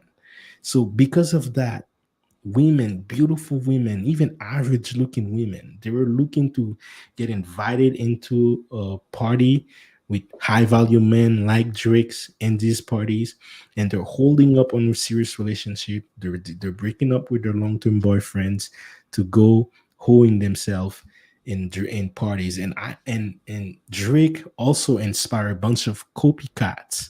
Yeah, So and that's that's what destroyed the country, because none of the copycats was popular enough, but they had the allure, that vibe, yeah. that, oh man, it's just It's destroyed true. it, man. Yeah, Drake has been a huge part of this simp culture and just him pushing out nonsense. I'm gonna go into Drake in the future because Drake is, for the past few years, I'm tired of just what he puts out. But let me Yeah, just put this Finn guy on blast because he said a very good comment here. Facts. Let's face it, we have the lowest standards, literally getting the women of other races that their men don't want. Hoes, fat, and busted broads. This is true, especially in the West. This is only in the West because, and this is why we have such a bad image. We just accept garbage, and I don't know why. Is it a low self-esteem within our community of men? I just don't get it. If you're having problems with getting good-looking women in your community, you need to travel. And yeah, this is why I have my channel, just to get the message out there, because I just got sick of the the woman I was dealing with. Although I deal with good looking women, but the attitude, the feminism, I got tired of it. And when IG came out, I was like, yeah. F this, I'm gonna travel. But brothers are settling for the garbage. But let's move on, brother. Next question for you is social media a problem in Montreal, like the way it is in the UK and America, where you have a bunch of women, you know, where it's gassing up the heads of many women feel like they're better than men. They get DMs from hundreds of guys, solicitations come to Dubai. Speak on that, bro. Okay, so this is where there's a clear difference between Toronto and Montreal. Toronto, absolutely, this is a huge problem. Montreal, not so much. Like many women, they don't necessarily have IG. Some have IG. They're not going after. They're not trying to be influencers. There's not many influencers in Montreal. Period. All right. So that's why it's not a problem. Mm. But and there's not many high value men in Montreal either. Like these people, they would travel to Florida, they will travel to Toronto, they will travel to California. You know what? They don't stay in Montreal because Montreal gets pretty cold in the winter. So if you have money, that's not the place you're going to stay. And honestly, that's what's saving the. That's kind of like what's slowing down the end. It's because of this. It's the French, and it's because of high value men. They mostly go elsewhere other than staying here. But if they were staying here, it would be an issue. Like I do see this on a smaller scale, only because in the area that I live, it's literally like the gold digger, like highway. That's where I live. So I do see that, but it's not. It's nowhere near the same level as Toronto. Toronto, you see that all around the city, everywhere. Plenty of influencers. Everyone is trying to be an influencer. It's oh man, Toronto is destroyed, man. Yeah. It's pretty much the at the same level as Florida and like Brickell area, London. and it's almost at the Yeah. same level as California. That's Toronto. Like Yeah. Montreal, it's nowhere close to that. It's kind of like one quarter of that. But of course, you're in a Western society, so there is you still have to be aware. But I would say there are other issues that would be more preeminent than IG or social media. All right. Thanks for that, JC. Shout out to Michael Conte for the $5 super chat. Thank you, brother. He says, just sending my support for your hard work, IP. Thank you, bro. Yes, it's been a tough week for me, man. I've done 5 streams in 1 week, the highest I've ever done. So thank you, bro. I'm working hard for you, brothers, to get this intel, and your super chats are greatly appreciated, Michael. So thank you, everyone. Thank you, Michael. Let me speak on submissiveness again, JC, because okay, I want you to break down to me how submissive Montreal women are. Can we expect her to hold the house in order, cook the food, do the housework? And I've also heard that Montreal women are very. Actually, no, that's for another question. Yeah, speak on that, bro. Is that the type of submissiveness we would get from them? Do we even get some sort of submissiveness from Montreal women, or no? Some sort of submissiveness, yes. However, remember I was mentioning that a large portion of women that check with brothers are Quebecer women. So the reason why there is some sort of submissiveness is because there are other races that grew up in a conservative family, so they inherit a little bit of that trait and they pass it down to the brothers. So if you date with the Lebanese, for example, you date with the Italians, the Greeks, yes, you're gonna find that. But if you date with the Quebecers, like the Montreal native women, no, you're not going to find that. You're not going to find a submissive. You're going to find a woman that not necessarily actively looking to be your equal, but subconsciously she is trying to be your equal. You see what I'm saying? Like they're not overtly yelling at you in their face. I don't need no man. I can do better than you. But subconsciously, the way that the culture raised them, the way that I guess that part of feminism raised them. They that's what they're doing. It's a very corporate city. So, and when once you go in the court, you put women in corporation, they're going to inherit some of these traits. And Quebecers women, they don't have their parents that were already super submissive like the other cultures were. So that's why this new generation doesn't have that in them. Like to be honest with you, this is one of the issues that I have with my wife. There is a strong level of not cooperation that I have with her, and I have to raise my level of masculinity very high to be able to deal with her. And once I get to that point, she knows she has to be in her place. So, but the reason why I accept it is because the loyalty that she gave me, I haven't met anyone in my life that would have done half of what she done for me. So I guess it's kind of like you can't have everything perfect. And because I have this loyalty and I can have a stable household with her, that's why I deal with that and I learn how to manage it over the years. But to be honest with you, I would much rather be like the guy who just doesn't have to be raising my voice on a woman or any do like that to establish my dominance and my power in a household. I wish I wouldn't have to do that, but unfortunately I have. And in some weird reason, that's one of the things they attract that attracts Quebecers women to black men in a weird way. It's kind of like we're the only one that can put them in their place, and they love that somehow. Whereas they can walk over white men very easy. So Mm. yeah, that's definitely one of the things that the allure that we have that makes them super like that we attract them a lot. That's great intel, bro. Thank you for that, JC. JC, can we speak about online dating in Mhm. Montreal? Is that a good avenue for brothers to meet a good-looking Montreal woman on there? And Yeah. can you recommend what apps we should be using there in Montreal when we touch down there? For dating apps, I am not the guy to do it because I'm married and I haven't done it in a while. Yep. But my brother, that's the thing. If you look into hookup, there's plenty of options, but most popular these days are Tinder. But if you're looking to marry, I wouldn't recommend any dating app. I would recommend instead do networking. Like if you want to date women that has some kind of features, like let's say you want to date an entrepreneur, then I would go in a networking event where people are meeting up and for business purpose, and then approach women that way. I love the networking approach because you can kind of like filter exactly which type of women you want and go there. And people in general are friendly here, so they're very friendly. They're very open to conversation, so it's very easy to approach anyone and start a conversation and basically slowly introduce yourself and show interest there. It's kind of like I said, 5 à 7, we call it that way. It's 5 to 7. It's kind of part of the culture where you socialize after work. So it's what I would recommend if you want to kind of like meet someone for wedding or marriage. But if you want to go for hookup, yeah, go with the dating and Tinder is definitely the most frequent. Back in the days, I used to use plenty of fish, and I had some success with that. But yeah, now Tinder is the king. Okay, thanks, bro. Shout out to Naeem Abdul Ayad for the $5 super chat. He says, Flames. Naeem, how you doing, brother? Thank you again for the super chat, brother.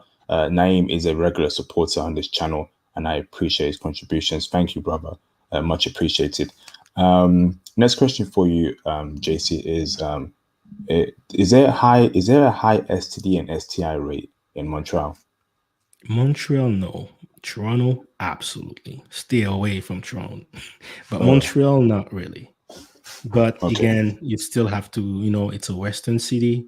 Let me put it this way: for a Western city, it's not that high. I don't know if that makes sense to you, but Yeah. yeah, for a Western city, it's not that high. But compared to other conservative countries, yeah, it's high. Okay, But bro. not, Thank you. but it's just Toronto, man. Toronto is a different beast. It's just Yeah, I'll be avoiding Toronto. I'll be there hope in the future, but not for women, just for holiday purposes. I ain't gonna deal with no woman there. If we can get back to Toronto, it reminds me of London. I'm sick of the city here as well. The women here just yeah, awful, just masculine. No idea what they're doing, throwing their box around. You better keep away from me, woman. yeah. And it's one of the So, worst things to see when you see a beautiful woman. mm, She has every charming feature a woman should have, and as soon yeah, as she opens her mouth and she tries to like dominate the situation, it just turns you off.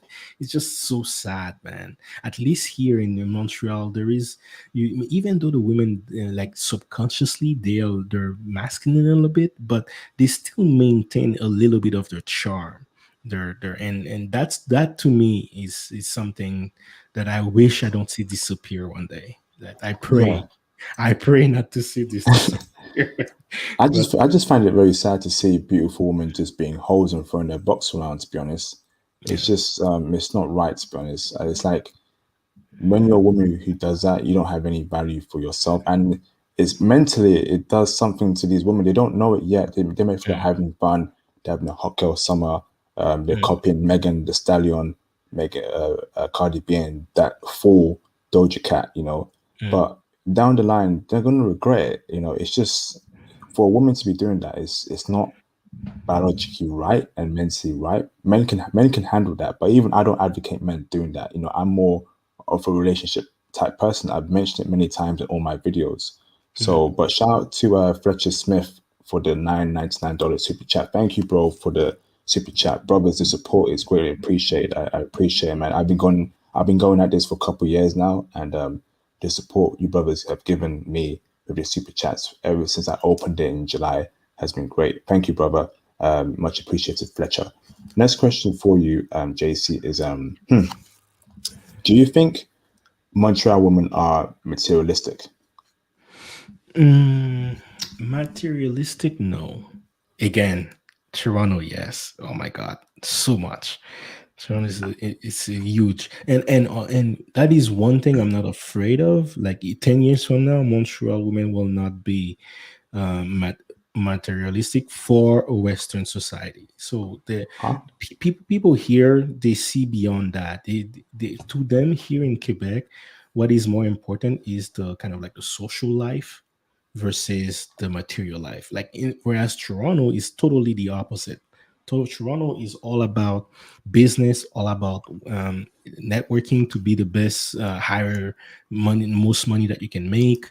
It's all about materialism. But in Montreal, it's kind of like I know a lot of people, man, a lot of people that they leave their jobs to go get a job that is less demanding so that they can have more time to socialize. And just to give you another idea, here there is this culture of terrace, where in the summer every business they open outdoor and they put tables and chairs outdoor, and it's just part of the culture. People just love to go outside and get a drink and talk to people, and this is definitely something I know, like, that will not disappear regardless of how bad it gets in the Western society. I know Montreal will have that, and that is definitely what maintained. Just to give you an idea, all right, the one of the reason why Montreal is considered the best city to party in, it's not for the clubs, because Toronto has way better looking club and more rich looking clubs than Montreal. The reason why everyone travel here, it's to have the vibe. It's to be next to Montreal people who knows how to party, and they can party anywhere in the street.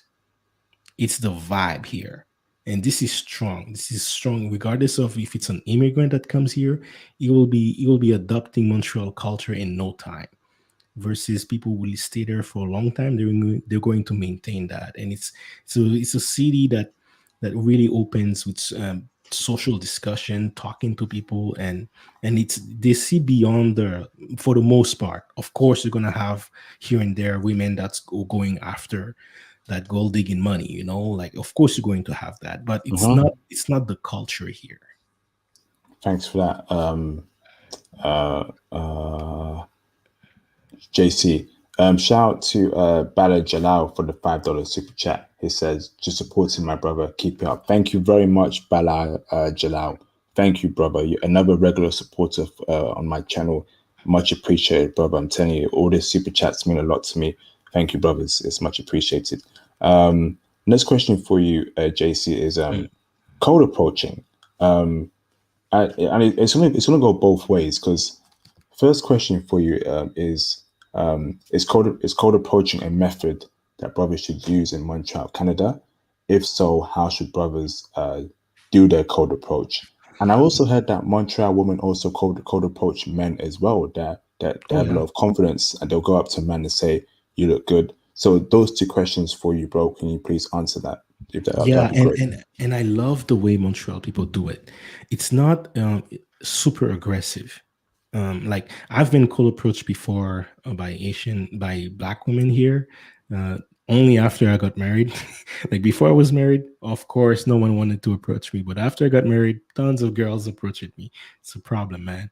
But black women here, when they approach you, it's super aggressive. And in Toronto as well, I've noticed that in any race that approach you in Toronto, they do it very direct. Montreal, for the most part, the way women approach you, it's kind of like they show they're interested in you. They actively trying to get your attention, but at the same time, they kind of like let you come to them. You know what I mean? They still open the door for you to do the move, and I love that. I love that the way they do it. So they might give you a compliment and walk away, and then you have to go and get to them. But they show an interest to you. You know, like they made it obvious, like you can't miss it. And I just love that way. So it's kind of like a mix of approaching you, but still letting the men taking the lead, and that part is precious. I love it. Okay, so they make it very clear that they want you to approach them. That's what you're Yeah, saying. they make it In what clear, way? but Is you it eye still have to contact? do it. Is it eye contact, or is it playing with your hair? Do they No, not barge just eye you? contact. No, definitely not just eye contact. They'll start with that, and then they'll come to you and tap you, they'll tap you and say hi, and then they might give you a compliment. Oh, you have a nice shirt, or you have a nice smile. Like I get that a lot. Like, oh, you have a nice smile, and they walk away. And then later, I would go walk to them, and then I would have a conversation, and they would laugh at anything I said. And yeah, that's the way they would do it. Whereas in Toronto, the rare occasion I've been approached, it's been like, hey, like, hey, I like you. Like, let's have a dinner sometimes. Like they're taking the lead. And man, I just feels weird. Like puts me in a situation that I don't like. So So when you cold approach, so basically, let's say you're in Montreal right now, you're single, you've seen a beautiful Montreal woman, she's giving you no signals, but you like what she looks. How would you conduct your cold approach, JC? oh me, I go straight to them and I find something to say, whether I compliment in what they're wearing, their smile or something, and then based on that, I start a conversation. Like I just start and like, hey, I start a conversation about what they're doing. If they're interested, they'll stay. If they're not interested, they'll like, yeah, they'll nicely say that, hey, thank you, but I have to go. Like it's never rejection to the point where like you're ashamed or something. It's always a polite way that they walk away, and I love that. And if they like you, they'll stay and have that conversation with you, and they'll give you their number and they'll reply. Like they're not the type that's going to give you a fake number and not reply. They'll rather just politely say, hey, you're not interested, but still in a polite way. Okay, and they can set up coffee for the next day or the same day. That sounds fantastic, JC. Yeah, in the summer, you can literally have the first date the same time you meet with a girl. Like back in the days, I used to do that a lot. Like me and my friends, we would like double date. We would see a group of girls, and some girls they actually go out hoping to find that. Like that's the thing I hear. Like it's the vibe is different here. If they like you, they like the vibe. The next thing you know, you might meet a girl downtown, and then like 4 hours later, you're Laval in a house party with them, and then you're talking to them the whole night and enjoying that. Like that happened to me many times in the summers here. Fantastic, bro. Next question for you is how should men dress in Montreal? Should we wear the hip hop jersey, snapback, oversized t-shirt, and Nah, man. Timberlands and Jordans, or suits or casual wearing? Speaking of that, bro. Let me put it this way. So there's a large of population of Asian people in Montreal. If you see a black guy in Montreal, one out of two, like there's a 50% chance that that person is an Asian background, right? And Asian in general, we don't dress like that. Right? We dress pretty classy. We go outside, and women love that. They love the classiness that we bring. So if you're a black guy from the states and you think you're gonna dress like the typical American, like no race here likes that. So and we know the Americans. It's very easy to notice the Americans when they come here because of the way they dress, and the people here will politely talk to you, but they won't be interested in you. Like they don't like that here. But so if this is how you approach it, you're gonna lose to the Asian dude like us because we have that like show we had that swag, and we know how to dress. And Italian women dig that a lot. So if you want to impress an Italian woman, you don't necessarily have to dress expensive. Like when I was a student, man, I was just dressing basic, but just a shirt and pants and shoes. That's it, man. It's just not like we're not like that hip hop look. No, we don't have that here. Okay, bro. How would a UK brother like me? How would Montreal woman receive me as a UK Bro, brother with my they accent? would love you, my friend. They would love you, especially with that accent, my friend. Oh man, they love the European accent here. So if you're from France and you speak with that French accent, you're gonna get a lot of girl. But that UK accent is rare. So you come that with that accent, man. Oh man, they're gonna love that for sure. Yes, bro. That's what I love to hear. All right, thanks for that intel, JC. Can we speak about the nightlife there in Montreal? Is it, in your experience, is it good, and is it also a good avenue to meet women as well? Women to have fun, yeah. Nightlife, yeah. Nightlife in Montreal is the best in Canada. And again, as I was mentioning earlier, it's not because of the location or the decor. It's purely about the people. It's the people that makes the party. The life of the party comes from the people, and the people in Montreal, they bring that into the party. So that's the most valuable aspect in Montreal, that people come and visit. So yes, nightlife in Montreal, man, it's booming.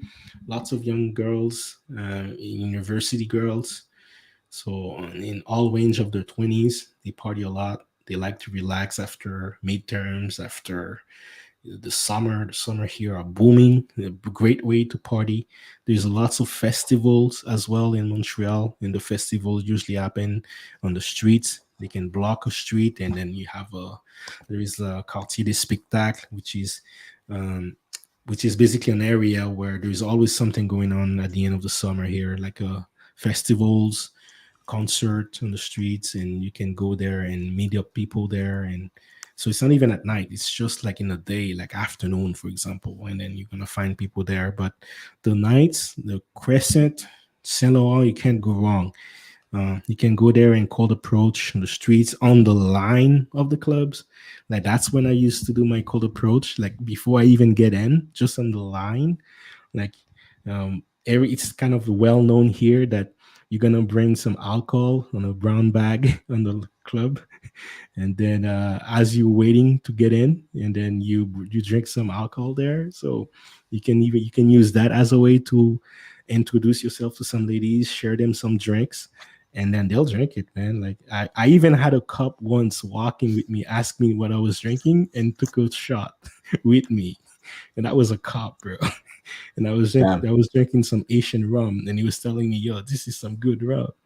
Like, yo, people here are chill. That this is the vibe we have in Montreal here. Like, people here are chill, and well, yeah, nightlife here is booming. To be fantastic. honest with you, especially after COVID, it's a different story. COVID really kind of like slow it down the momentum, but before COVID, and hopefully one day it will get back to that same level. But yeah, in general, Montreal lifestyle is good. Fantastic intel, brother. Next question for you is what's the ratio of women to men? Is it a lot more women than men in Montreal, or is it 50-50? Mm, it feels like 50-50. And when you go to the night like clubs, um, it's rare that you find a 2-to-1 ratio. But if you go in like private parties, then yeah, that's when you're going to get more girls than guys. Like my brother, he went to a high school that with a lot of rich people there, and they would make parties. And these parties, yeah, they're high ratios. But if you go into the nightclubs, it almost feels like 50-50. But what's going to make the difference is your swag, because you might have a lots of men, but a lot of men are going to stay in a corner, just nodding their head to the music, not doing anything. And then if you're the one who start moving and approaching and start talking to girls and asking them to dance and all that, then yeah, you're gonna feel overwhelmed because there's too many opportunities to do that. Fantastic intel, brother. I appreciate that. Next question I have for you, JC, is N-word use and racism. In your experience, is the N-word used by non-black people in Montreal? No. And do you experience any racism there as well? The N word in general, well, I guess because we don't speak English for the most part, that doesn't translate there. But you do have a lot of people, black men or women, that wants to mimic that U.S. style. So they might throw it here and there, but it's super rare. Like it's very rare. You might spend an entire year not hear the N word here. So it's not there. It's not for the most part. It's not part of the culture, and it really depends on who you hang out with. But other than that, it's not an issue here when it comes to And the N word. But if we're talking to kind of like subtle, I guess racism from the media, from the police, this can happen. I know people that happened to, that they went to the court and won a case where they were harassed by the police, and they won a case that way. So I know one of my very close friends that happened to. I know there is a city in Quebec, not far from Montreal, called Repentigny, where it's notorious here that the police they have problems with the brothers. So these do exist, but it's in kind of like in isolated situations, not very common. But me personally, in Montreal, I haven't never had a racist incident of any kind in the city. all right, fantastic, brother. What about next question for you is should brothers travel alone or in a group to Montreal? I travel alone, it's definitely not as fun. So I wouldn't recommend that regardless of where you go. But yeah, it's definitely easier if you go with at least one other person, or but it's very easy to make friends here. So yeah, that's the other thing. People are friendly here. So you might travel alone, and then you start walking around and you ask questions. Hey, what's the good place around here? Next thing you know, you might have locals inviting you to their own party, or this is very fun here. So like I have done that to people. Like I've seen them tourists, and then we had fun the entire night. So that's something that can happen. So if you happen to travel alone, but at least go with someone else, and yeah, and approach girls. Fantastic intel, brother. Last question from me before I open up the phone lines. Okay, so you can confirm that it's safe. It's a safe city for Black people to thrive, keep safe, and actually make a lot of money there and live a good life there. Can you confirm that for us, JC? Yeah, it's a good city for Black people honestly they would see you for the most part as equals. Now, if we're talking about like being a head of a company, if we're talking about being a head of a bank or something like that, then it's not just brothers that's going through that. It's any immigrant. It's people that are not. I guess it's part of their white supremacy. They're trying to hold the power, but this is very subtle. It's really, if you're really looking into it, you're going to see that. But if you have skills, if you have games, yeah, you're going to be fitting right in with the society, and it's not an issue. And at the job, you will be welcome, and at the women will welcome you as well. Fantastic. JC, this has been a great stream. Before I open up the phone lines, brothers, please everyone say a huge thank you to JC for the intel he's dropped. Almost 2 hours of pure golden intel regarding Montreal. And it just means that, brothers, support the channel. If you want more streams like this, give thanks to JC for taking the time out to do this, because this kind of intel, a lot of brothers are hiding it away from other brothers. A lot of brothers are being selfish towards other brothers, telling them that I don't want them to know about my successes in certain countries. But on my channel, we share intelligence to save each other, to improve our mental health and our health in general. So, brothers, support the channel by any means necessary. Here's the Facebook group, brothers. If you're not part of the Facebook group, I advise you to join. Please have your ABI on your Facebook group. I don't accept people who don't have ABIs due to trolls. So please get that sorted out.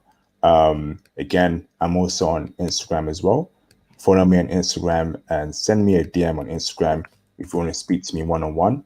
That'll be great. And I'm also on Twitter as well. Follow me on Twitter. Twitter is also popping. I'll be using that a lot more.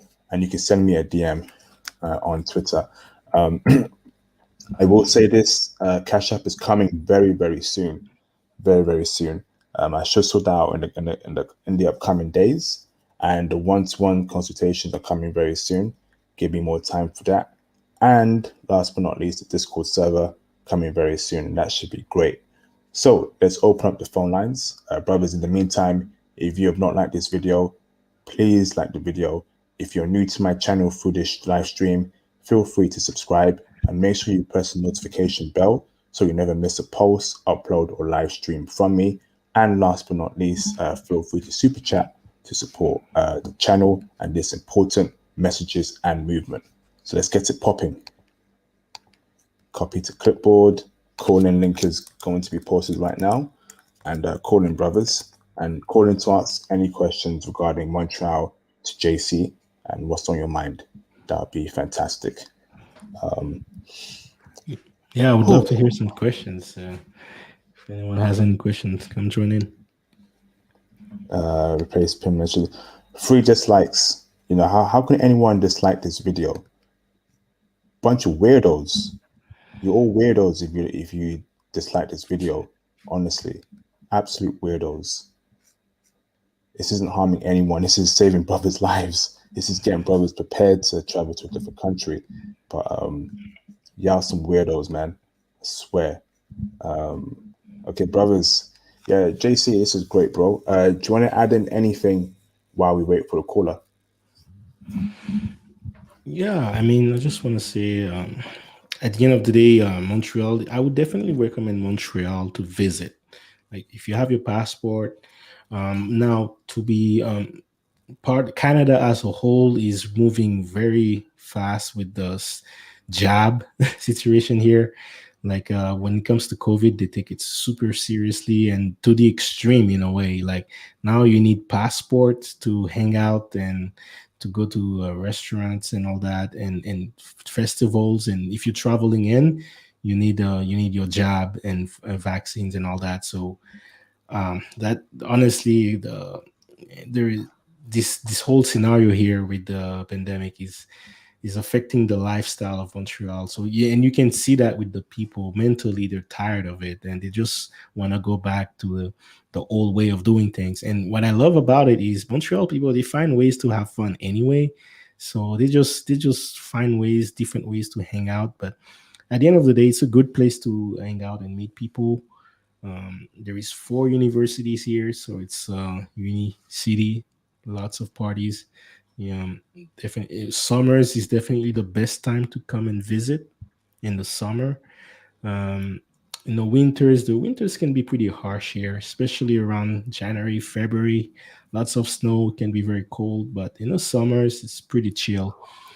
Some good areas you can visit is the Old Port. I actually live in the Old Port, so I see a lot of tourists here. And one of the reasons why I would recommend this area is because um, it's kind of like a miniature Europe. So instead of going to France, instead of going to Rome, you can go to Old Port and the buildings looks the same. The lifestyle, they try to copy it. And there's a lot of movies that are shot in this area. They save money by going here instead of going to Europe. So there is a booming industry in the movie theater here. How do you spell? Is that OLDPORT? Old Port. Yeah, Old Port, Okay. Montreal, and yeah, it's a great place to. There's a lots of high volume men who likes to show up the car here. But other than that, it's a nice area here. It's kind of a miniature European country, but in the city. And yeah, I love it there. I live there. I might move out maybe next year, but for now, if I was single, that's definitely the place I would want to stay. Fantastic intel, JC. Let me bring in the legend J Bones. How you doing, J Bones? You okay, brother? IP. What's going on, big bro? Hey, I'm all good, brother. How you keeping? Not bad, man. Not bad. Um, just real busy, man. Just still working. Yeah, bro. Are you still on holiday with your girl, or you're back now just to work? Nah, nah, bro. Vacation is over, man. I actually, after we came back, I did like a couple. I did a week in the Poconos. And then after that, we went to. I did 3 days in Puerto Rico, and then now I'm back to work, bro. Yes, bro. Okay, bro. How are you finding the live stream so far? Yeah, pretty cool, man. Shout out to JC. Just wanted to say sac passe to my Haitian brother. Hey, thank Um, you, man. It's like passé la yeah, boulette. man. Nabule, big bro. Yeah, I'm to tell you the truth, no, not like I said, IP. With my vast traveling, I don't really have a lot of questions. I just more of sharing experiences. Mhm. Uh, Truth be told, JC is right. And pretty much you're right too, IP. Montreal, as far as relationships, is a no go. Yeah. Yeah, it's a complete no go, bro. Back in the day, especially if you went to school here, we used to drive to from upstate New York to Montreal. It's a spot to smash girls, but as far as the relationship thing, bro, just stay away. Because even back in the day when I was in college, some of those girls up there, they were carrying like 50 bodies by freshman year. Damn. Yeah, by freshman year, some of them were catching the league. Yeah, we used to hear about that all the time. It was like I used to hang out at I used to hang out in what's his name I don't know if you ever been there before, JC, University of Montreal. Yeah. Yeah, I used to come up there a lot too. We used to chill out there because some of the kids from New York used to go there because they have a very low GPA average, so it's Mhm. easy to get into those type of schools. Oh, I know Yeah, what you but mean. yeah, it's very easy to get into those type of schools. But once you get in, you can get like a whole bunch of different opportunities to go to other French speaking countries and stuff like that. Mm. Yeah, some of the French Caribbean students, they used to come there kind of like, you know, basically get a degree. That's how it's actually kind of funny, IP. That's how I got my job working at because IP I used to actually work for the UN. I used to work for the UN Oh, back in the day. Yeah, I used to work at the United Nations back in New York. So it's a pretty cool spot. Let me tell you something. Montreal is cool. Uh, Toronto, better food there. The women look better, but unfortunately, they're very stuck up and disgusting. Um, yeah, definitely. But to tell you the truth, Montreal and it's a cool place. It's definitely a party spot. I used to come up there with some of my friends from Burkina Faso, some of my friends from Togo and Ivory Coast, and the French boys, the boys that are directly from France, when they come over there to Montreal, they taking every single girl. They taking every single girl over there. But yeah, it's a party spot. As far as the relationship go, nah, it's just a place to smash. There's nothing going on. I suggest Quebec. Quebec is really dope. Quebec is really dope. But the only problem with Quebec that we ran into, too much French. Yeah. It's a lot of French. Yeah, too much French, bro. If you don't speak French, man, you're not going to do well in Quebec. But No, I don't. yeah, that's. I just wanted to share that with you, IP. Oh, I agree. I agree. And just to elaborate on that now, there seems to be kind of like a small growing population of English speaking people in Quebec, but it's really Yeah. small. But relationship wise, and it goes back to the same point I was mentioning, IP. If you want to have that relationship, you better looking away from the island of Montreal. Like that's the further away you go, the better it is. And Quebec is 3 hours away from the island of Montreal. So yeah, it's still that gives you that vibe of a city with some level of conservatism. Conservatism, yeah, that's Yeah. that's the word for it. Yeah, they're a lot more. Quebec is a lot more conservative there, and they got a lot. It's a little bit of a hardcore French vibe, but they're much more serious. Like they're much more classy type of people instead of being around Toronto where everything is just like a real disgusting vibe. You understand what I'm saying? Yeah, I'm but good. Quebec is pretty cool. Quebec is like really cool, but if you're not really with the back in the day, I don't know. I guess the English is kind of a little bit much more driving in now, but back in the day, if you didn't speak any French, it was a waste of time because I used to cut half of the contract. I used to contract for British Airways and I used to contract for Air Canada at the same time. So I dealt with people going to Halifax, Quebec, Montreal, let's see, Alberta, Canada, Calgary. A lot of Indians live in Calgary. Calgary is like damn, yeah, it's like a Calgary is just another form of Texas. It's like a Texas, yeah. Calgary is basically Texas. Yeah, it's like Calgary is the Canada form of Texas, basically. Yeah. So, but yeah, it's pretty cool. But I suggest Quebec. I mean, news now is that Quebec, there's a lot of English going on, as JC was saying. So, but I Yeah, suggest it, Quebec, it's because there's a Montreal. lot of tourists. There's a lot of tourists that starts to go in Quebec now, so Yeah, that's yeah, why yeah. I'm not there's more surprised. people Quebec. moving in. Yeah, I'm not surprised. Quebec is beautiful. Quebec is wow. It's a beautiful. I've been to Quebec 3 times. Quebec is so dope. We used to just drive up there and just sleep, like just park sometimes next to the water and just sleep there. Back in the day in college, it's a really really great place. Canada itself is just really beautiful. Like a lot of beautiful scenery there. Oh It's a yeah. lot of beautiful. Yeah. Hey, IP, the good job. Moving back on what he was saying here, the brother was saying here, when we're talking about curiosity in brothers, Quebec is the place to go because there's not many brothers there in the first place. Lots of Nope. It's not a lot tourists. of black people. Yeah. And Yeah. as remember I was telling you, the Quebec women's in general, they're very curious and they're kind of rebellious with their parents. So when they see you looking at them with that aura of masculinity that they're not used to, oh They'll man, they'll jump on you. They'll jump on you real exactly, quick. exactly. They'll jump on you real quick. Like I'm not gonna lie, P. I met a lot of girls over there in Quebec. Like they were like, it was one girl that I met. It was like probably talking for like 2 3 months. She told me to come back and marry her, and I'm like, nah, bro. We we're in college, bro. Like because they see things differently. Canadians, they're much more highlighted in their mind. They're much more they're Mm, thinking they're very futuristic thinking people. They're not Mhm. like Americans where it's like, oh, let me just sleep with you for today and then smash, smash, smash, smash, and then all that. They want families. They want healthy sort of Mhm. relationships. Yeah, they want families and healthy relationships. So it's cool. Like I, I still regret it till today. She was a great girl, IP, but we're still in our 20s and we're too young for that right now, bro. So Mhm. yeah, I was like, it's cool, bro. Let me just PG-13, but let me bend you over real quick and I'll call you next week. I mean, Yeah, man. that could be a good spot, to find decent women to get into relationships with. But is it diverse Quebec or is it mostly just white Canadian women, or can we Yeah. get a mixture of different races there? No, it's not as diverse at all compared to Montreal. Montreal is a lot more diverse. They're not used to black people there, but Quebec is kind of lots of white, predominantly white, lots of white people like with their descendants from France.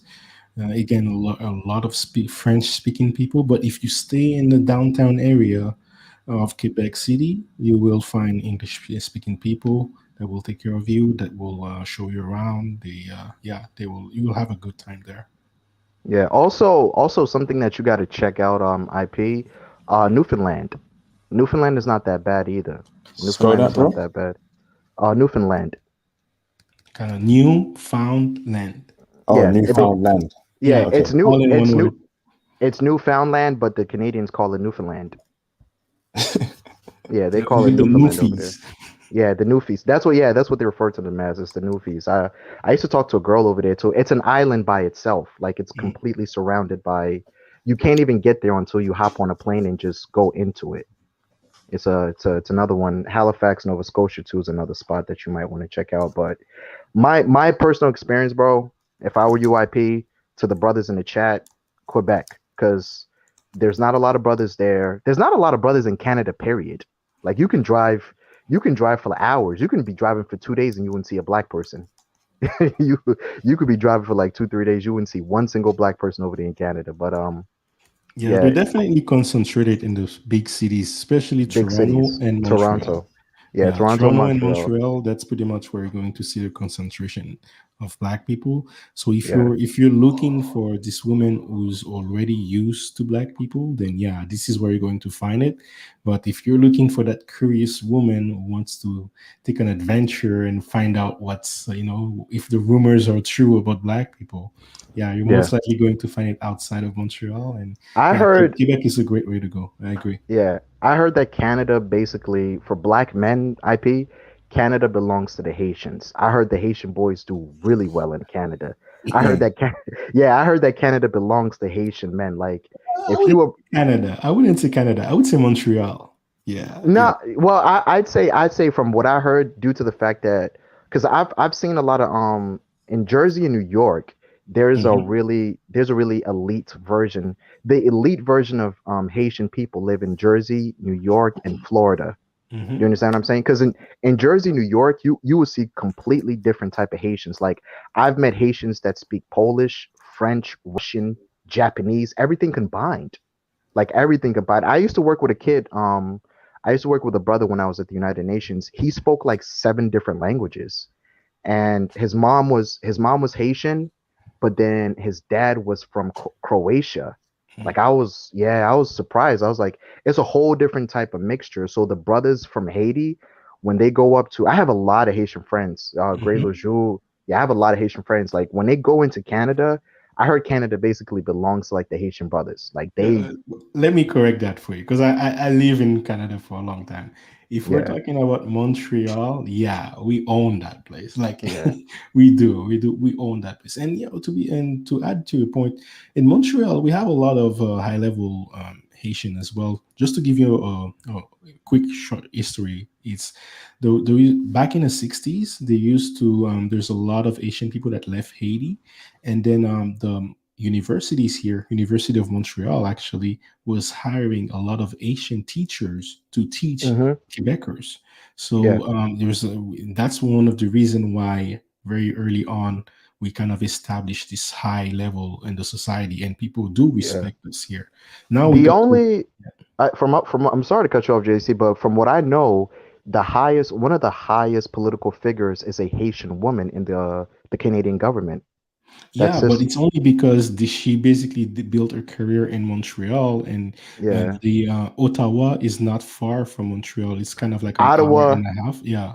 yeah, Ottawa's So, another one too. Ottawa's a great spot. Ottawa's yeah. definitely a great spot. Yeah, yeah, So that person you're talking about, Michael Jean, her career was in Montreal, and yeah, she got that job, which is a governor of Canada. But it's yeah. basically because she was in Montreal, she was there, and she was very close to Ottawa, so that's what happened. But if you're going to Ontario, if you go in Toronto, there's barely any Asian there, and it's mostly the Jamaicans that owns that place. Yeah, it's a lot of Jamaicans there, but the Jamaicans don't do as well as Haitian brothers do Yeah, because of they course. don't they don't speak any French. Most of No. the and a lot of them kind of don't want to they don't suppress the what do you call it? Jamaican men don't suppress the patois. They don't suppress it. Like yeah, they speak patois everywhere they go. Like every they order food in patois. They talk to the professors in patois. They don't Yeah. they don't they don't they don't suppress the voice thing, but Haitians tend to be able to be much more flexible. Yeah. Haitian brothers, yeah, I've been around a lot of Haitian brothers. They speak different languages. Jamaican men tend not to speak any other languages but whatever English or patois they speak. It's like, but Haitian brothers speak a lot. I've seen Haitian brothers that speak French, Spanish. Oh yeah. Hold on, we got feedback. Is somebody in here? So that's AN. I've muted him. Carry on, J Oh, Bones. okay. Yeah, Haitian brothers speak like a plethora of Spanish. I'd be jealous when I'm with my Haitian boys. That's why whenever I go on vacation, I remember when I went to Portugal, I took my Haitian brother with me, Gray. He speak French, Portuguese, Spanish, Polish, like he just speaks definitely like pretty much every damn language. But I heard the Yeah, Haitian brothers do really well in Canada. Shout out to my Haitian brothers over there, man. I agree. I'm just saying Sounds that when you say Canada, it's basically three cities. Yeah, It's yeah, Montreal, Vancouver, Toronto, and out of these three cities, we only own one of them. So that's true, man. shout out to Haiti and shout out to my Haitian brothers, man. I told you 1804, never gonna forget that when Haiti toppled the slave masters. For Yeah, that, Haitians are legends forever. So shout out to my Haitian brothers, warriors for real. That's yeah, it, man. yes, sir. Shout out to the brothers, man. Shout Brothers, out get to the likes Haiti. up, please, and feel free to send through some super chats if you are enjoying this live stream. Let me bring in AN. Put yourself on mute, J Bones, please. AN, what's going on, brother? Nothing much, man. The live stream is pretty interesting, and I'm listening. I'm calling out, make sure I don't say anything stupid so I don't lose my job. But I believe that brothers need to know what's going on here. Okay, bro. It should be good. Robert, I hear feedback, bro. Can you put me on mute on the YouTube stream, and then if you can move your mic closer to your mouth so we can hear you loud and clear, AN. Just give me a second here. but yeah, while we wait for brother AN, I Can you just hear wanted to me? add. I can hear you loud and clear, brother. Can you hear me now? Yeah, Yes, that better, loud much and clear. better. So, bro, what do you want to clarify? I know you have a lot on your mind, AN. You were definitely Ryan. You were definitely spitting some intel in the chat. So what do you want to clarify, AN, bro? Go with the question and I'll answer. Okay. Are you also Haitian as well? Repeat that. Are you also Haitian as well? No. I'm African. Obviously, I have the Canadian citizenship. I speak French. I'm from Africa, Congo, and yeah, Okay, brother. And how's your time going? How long have you been in Montreal for? I live in Edmonton right now, but I grew up in Quebec City. I grew up around Ottawa, and I've lived there my whole life. And I moved in Edmonton, Alberta, when I was 25 years old. That's 8 years ago, and that's when I got the job at my job here, and that's why I moved here. But I grew Okay, up here bro. in and yeah, I arrived in Canada when I was 6 years old. Fantastic, brother. Brother. So you live in Edmonton, right? And you've lived in Ottawa or something like that. Are they checking for brothers heavy in Edmonton based on what you've seen, AN, and Ottawa as well? Okay, first of all, I'm just gonna say this straight up, guys. You can't just look like anything when you come out here. People here in Canada, they have money. Brothers here, there's a lot of brothers that don't have their things together, but brothers here who have their things together, they have money and they ball out here. And this is just a fact. You need to be in shape. You don't need to be tall. I'm not that tall. I'm not short. I'm 5'10". I weigh around 230. I'm muscular. I take care of myself. And guys, you gotta look good here because women here they do look good and they do train and they do take care of themselves. And when it comes down to women checking brothers, guys, uh, I've traveled around Canada, like I said, Quebec, Ottawa. I've been in BC, that's British Columbia, guys, and I never had any issue picking up women, guys, and that's just a fact. You know what I mean? They love us here. I've been to the most redneck towns and partied there, and guys, I was still bringing women to hotels. What was the best place that you did very well in your travels in Canada, bro? Quebec City, Quebec City, Mm. guys. But you got to speak French though, because most of the people in Quebec City they do not speak French. But my fun time in Canada was really when I was between 18 and 25, and I was really partying with in Quebec City. However, Edmonton here, it's crazy, guys. Like, guys, it's crazy. Women, they're looking for brothers. Women, they fight for brothers. Women, they like brothers. That's the first thing they check for. It doesn't matter if you're black, from Jamaica, Haitian, uh, Haiti, uh, Congo. You look good. You have your things together. They'll jump on you. Damn. And is that across all races of women in Edmonton, AN? But for me, guys, I'm gonna be honest with you. Most of the women I've dated are white women. I've dated a little bit of sisters when I was younger, but I couldn't deal with the attitude and everything that comes with it. I'm not here to bash our sisters, because united we're the best. Together we're the best. I'm not gonna be here and bash them, but I got turned off by all the masculinity I was seeing. Um, the times that I tried to date uh, our sisters so young, really young, I said, you know what? I remember I was around 16, 17, high school, and I was like, man, there's no way I'm not gonna be dealing with any sister anymore just because the attitude, the masculinity. I said no, and then I went with Caucasian women, and for me that's what I've been. Most of them, I have some Mexican women in there, Cuban women in there, but the majority it's Caucasian women. Okay. What's the demographics of the races of women in Edmonton? So I know it's definitely white women. Are there any other groups of women there, bro? What There, else? there's in Edmonton here, like the thing with Canada is that it's a melting pot. You will find everything everywhere, everything everywhere. There is a lot of brothers here. There's a lot of sisters. There's a lot of natives. Uh, there's a lot of Caucasian people. There's a lot of Indians. There's a little bit of Mexican people, and that's gonna be. Excuse me. There's a lot of Ukrainian women, Polish Mm, women, and they're checking for brothers. I gotta tell you that. damn. Yeah. Oh. So the Ukrainian women and Polish women in Edmonton, um, they're 100% checking for brothers. Brother, listen, I remember 3, 4 years ago when I was just wild. Guys, you open your Tinder and guys, you just matching women. Guys, I'm not trying to make it sound crazy, but guys, this is how it is here. And the other two brothers that are here, they can confirm that here in Canada, uh, guys, if you look good and you take care of yourself and you have your things together and you're a brother, you're not gonna have issues getting women. And if you want to be a high valued man, you need to get your things together. You need to look good. You need to, the competition is hard out here. You need to have money to date here. That's the reality.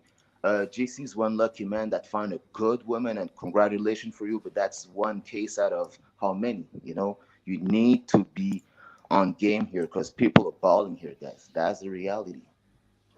What about East Asian women? So Japanese, Korean, Chinese, Vietnamese, and let's bring in other Asian women like Cambodian, Filipinas.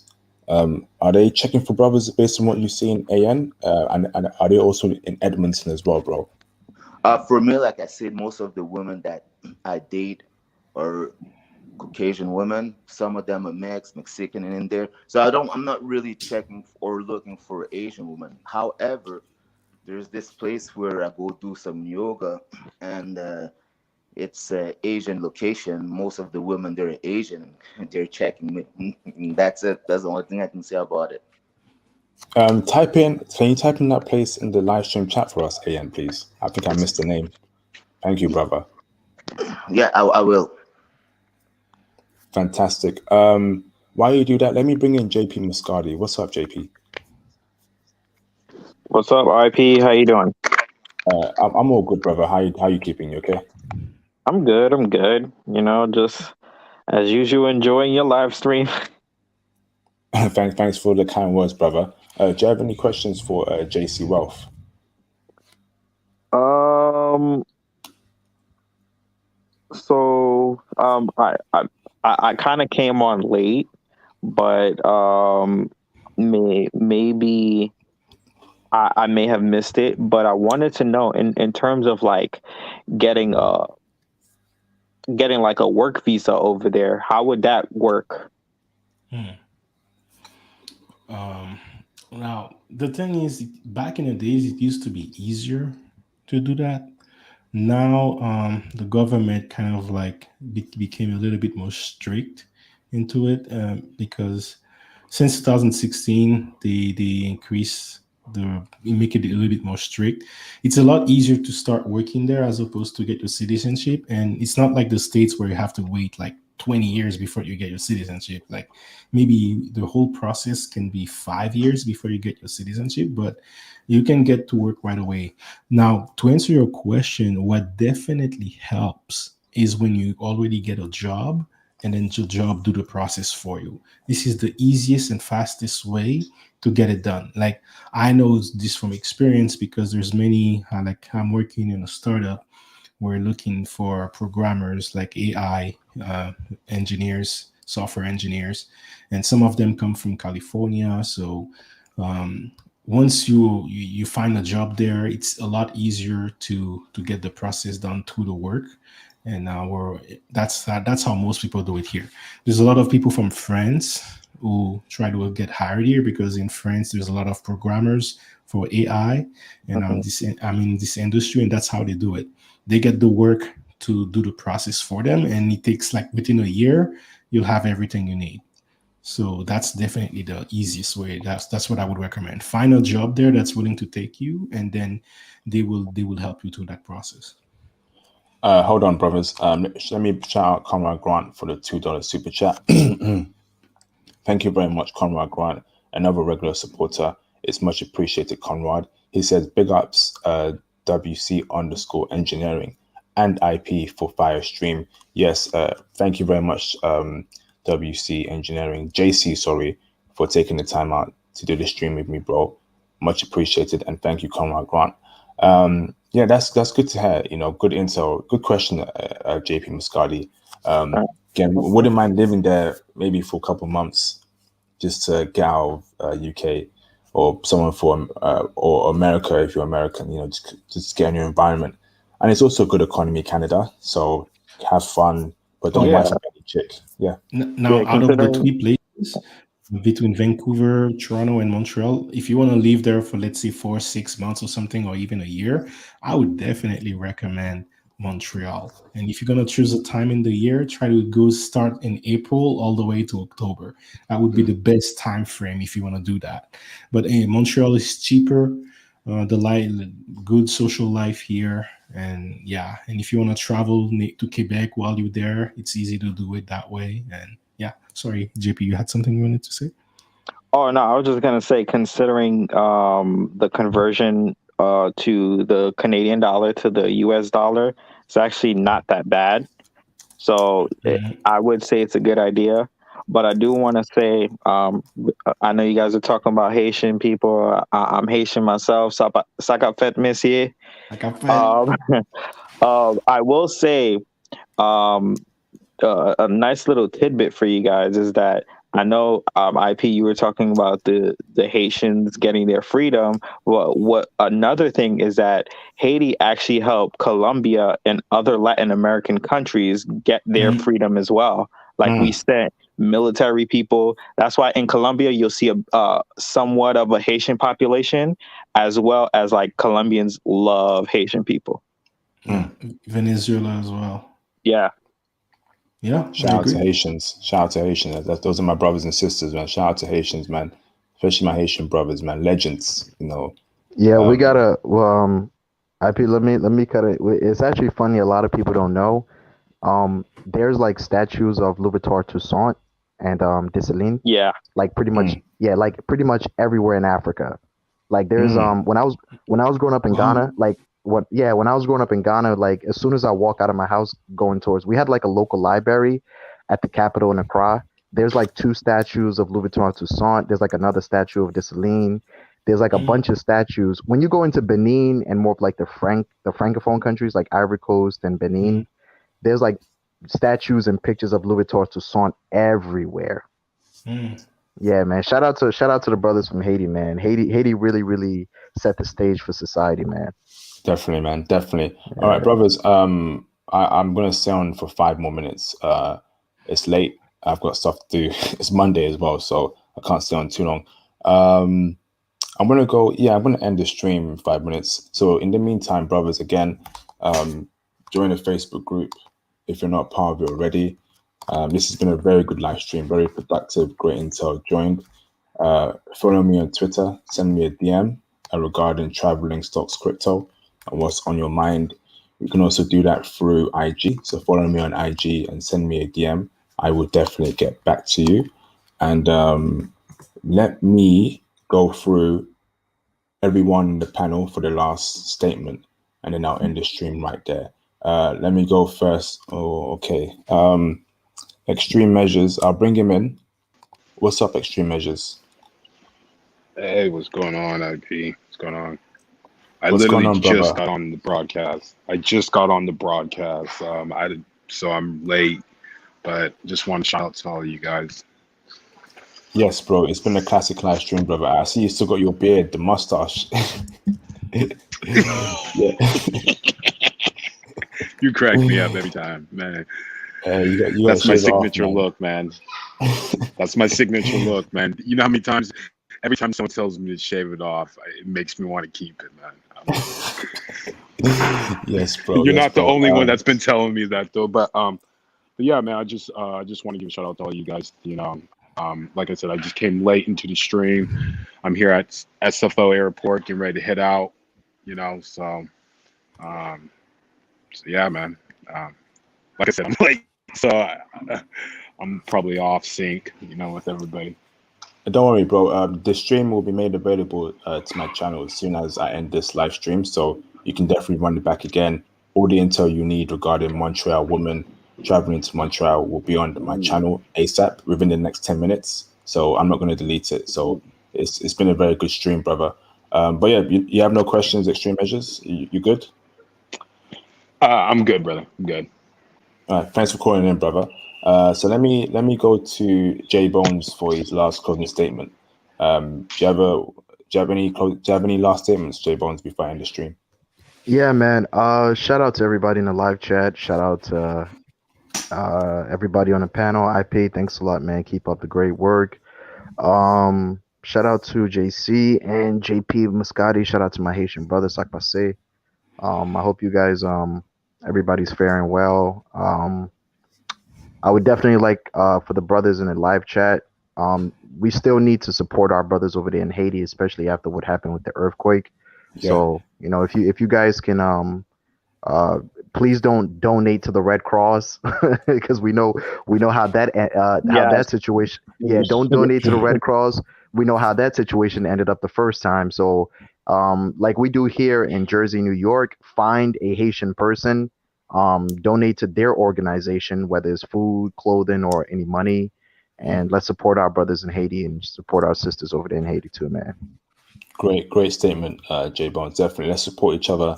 They need the support. So, brothers, anything you have, please send it towards our Haitian brothers and sisters over there in Haiti. JP Muscadi, do you have any closing statements? Just to add on to that, if you know Haitian people, 9 times out of 10, they always send stuff to their family in Haiti. You can also give them things that you don't need or use anymore, and in that term, that person, their family will love you just for you doing that. But you know, I will always advocate for IP and his platform, fellas. You know, just take all the information and whenever we're able to travel again, just go out and have some fun. Hey, thanks for that closing statement. Russian Spy Seasball, thanks for the $5 super chat. He says, extremely, please silence your mustache. Yo, man, this guy, Extreme Measures, bro. You look like Mr. Potato Head, man. I think it's time you get rid of that mustache, bro. Oh, man. And Oscar where you in the going live stream anyway? chat. Where you going, Extreme Measures? You at the airport? Yeah, I'm right here at SFO. Getting ready to head out to Romania. Oh, okay. All right, man. That's what's up. That's nice, bro. Hey, Yeah. Extreme Measures, please reach out to okay. Reach out to me on IG, bro. I want to speak to you about Romania, and then okay, bro. ASAP. Thanks for that, bro. Sir. Oscar, what on earth is FOO? Is that a short term for fool? This fool. Just say fool. Why do oh no, No, man. it's what's his name? IP. It's Hispanic. It's like a Hispanic slang. he's not really calling you a fool. It's kind of like it's like buddy. It's kind of like buddy. It's not really like a curse word or anything, or it's not like This this insulting. this food, just this food. I don't know. It sounds funny to me. This food. Yeah. Yeah, Shout out to the live stream. if you live in Chicago, IP, you hear it all the time. Chicago people be using that slang all the time. They be calling everybody fool, but it's not fool. It's just fool. It's just FOO. Yeah. Shout out to Oscar and shout out to Extreme Measures and Russian Spy Sleazeball for the super chat. Brothers, feel free to send in more super chats before I end the stream. Let me go on to Extreme Measures. Jab, a closing statement, bro. Yeah, the closing statement is, guys, if you don't have your passport, get your passport like IP always says, and go out there and, and conquer the world, brothers. So that's all I got to say. Thank you for that, brother. Let me go on to JC Wealth for his closing statement. Yeah, first of all, I want to say thank you, IP, for inviting me on this platform to talk about Montreal. And shout out to J Bones, shout out to JP for joining me on this panel and sharing some knowledge as well. I didn't know about that, Ghana, when you mentioned there were some statues of Haitian ancestors. So that's I'm gonna go look that up. Thank you for sharing that. And Yeah, I didn't know that either. I know they have some in Colombia, but I didn't know they had it in Africa as well. Yeah, check out the country of Benin, and Ghana. We got more Haitian murals, but definitely I actually didn't know that we had a lot of Haitian murals. What I found out is that when the first earthquake hit Haiti, we packed up, I think it was about $3 to $5 million, and the Haitian the Ghanaian government, we put money together really really quickly for Haiti because there's a lot of Haitian brothers and sisters that actually live in Ghana and they do business in Ghana. So Ghana's Ghana, Nigeria, a lot of the francophone countries, they're obsessed with Haiti. Like, we love Haitian brothers and sisters. So it was like a quick reaction situation. But in Benin, check out Benin. Benin has like Louis Vuitton Toussaint statues and like libraries with Dessalines in it. It's pretty cool, bro. Yeah, and my mom actually, her descendants are from this region, Benin. And Haiti, we have a lot of ancestors that are from the Western Africa, mostly Senegal, Nigeria, Benin. So most we try to Haitians connect to our past too. Yeah, most of the Haitian lineage is actually Benin, Burundi, and I believe a little bit of Nigeria and Ghana actually. Yeah.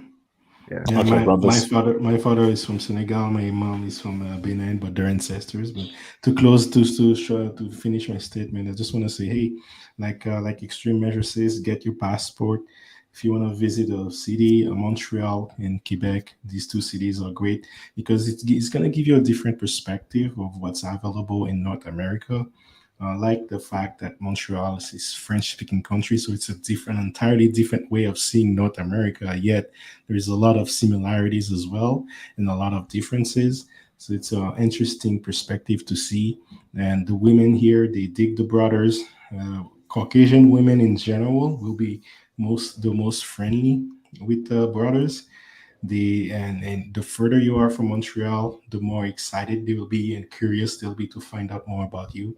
And as a whole, whether we Asian or African or anywhere, what I like to say as a message is whether you want to help the community, definitely try to learn how to raise your own net worth, and definitely learn financial education and try to increase your net worth, so that way you will be in a position where you can help either a country like Haiti or help grow the community worldwide. Because this bigger problem that we're having with our women here, it's a direct reflection of our wealth, and the more wealth we have, the more influence we will have, and the more we can change this bad habit that we're seeing in our culture and that is destroying our women. And we need to do something about that. So while we're traveling the country, while we're learning other cultures, it is also important to learn how to build that network and try to alleviate a financial system that can pay for your travel with residual income, and then travel the world as much as possible and learn and try to improve the community while you're there. So, and on that note, I'll let it to you. Thanks for that great closing statement, JC, and everyone else in the live stream panel. Me and JP Muscardi have a live stream coming up regarding real estate today. Yeah, today's Monday UK time, so that should be a great one to encourage brothers to invest in real estate and make money off it. I'm going to put up the stream later on today, so it'll be me and JP Muscati. Brothers, join into that live stream. JP Muscati will be dropping gems in guessing real estate, making deals, making money from it. So that should be great.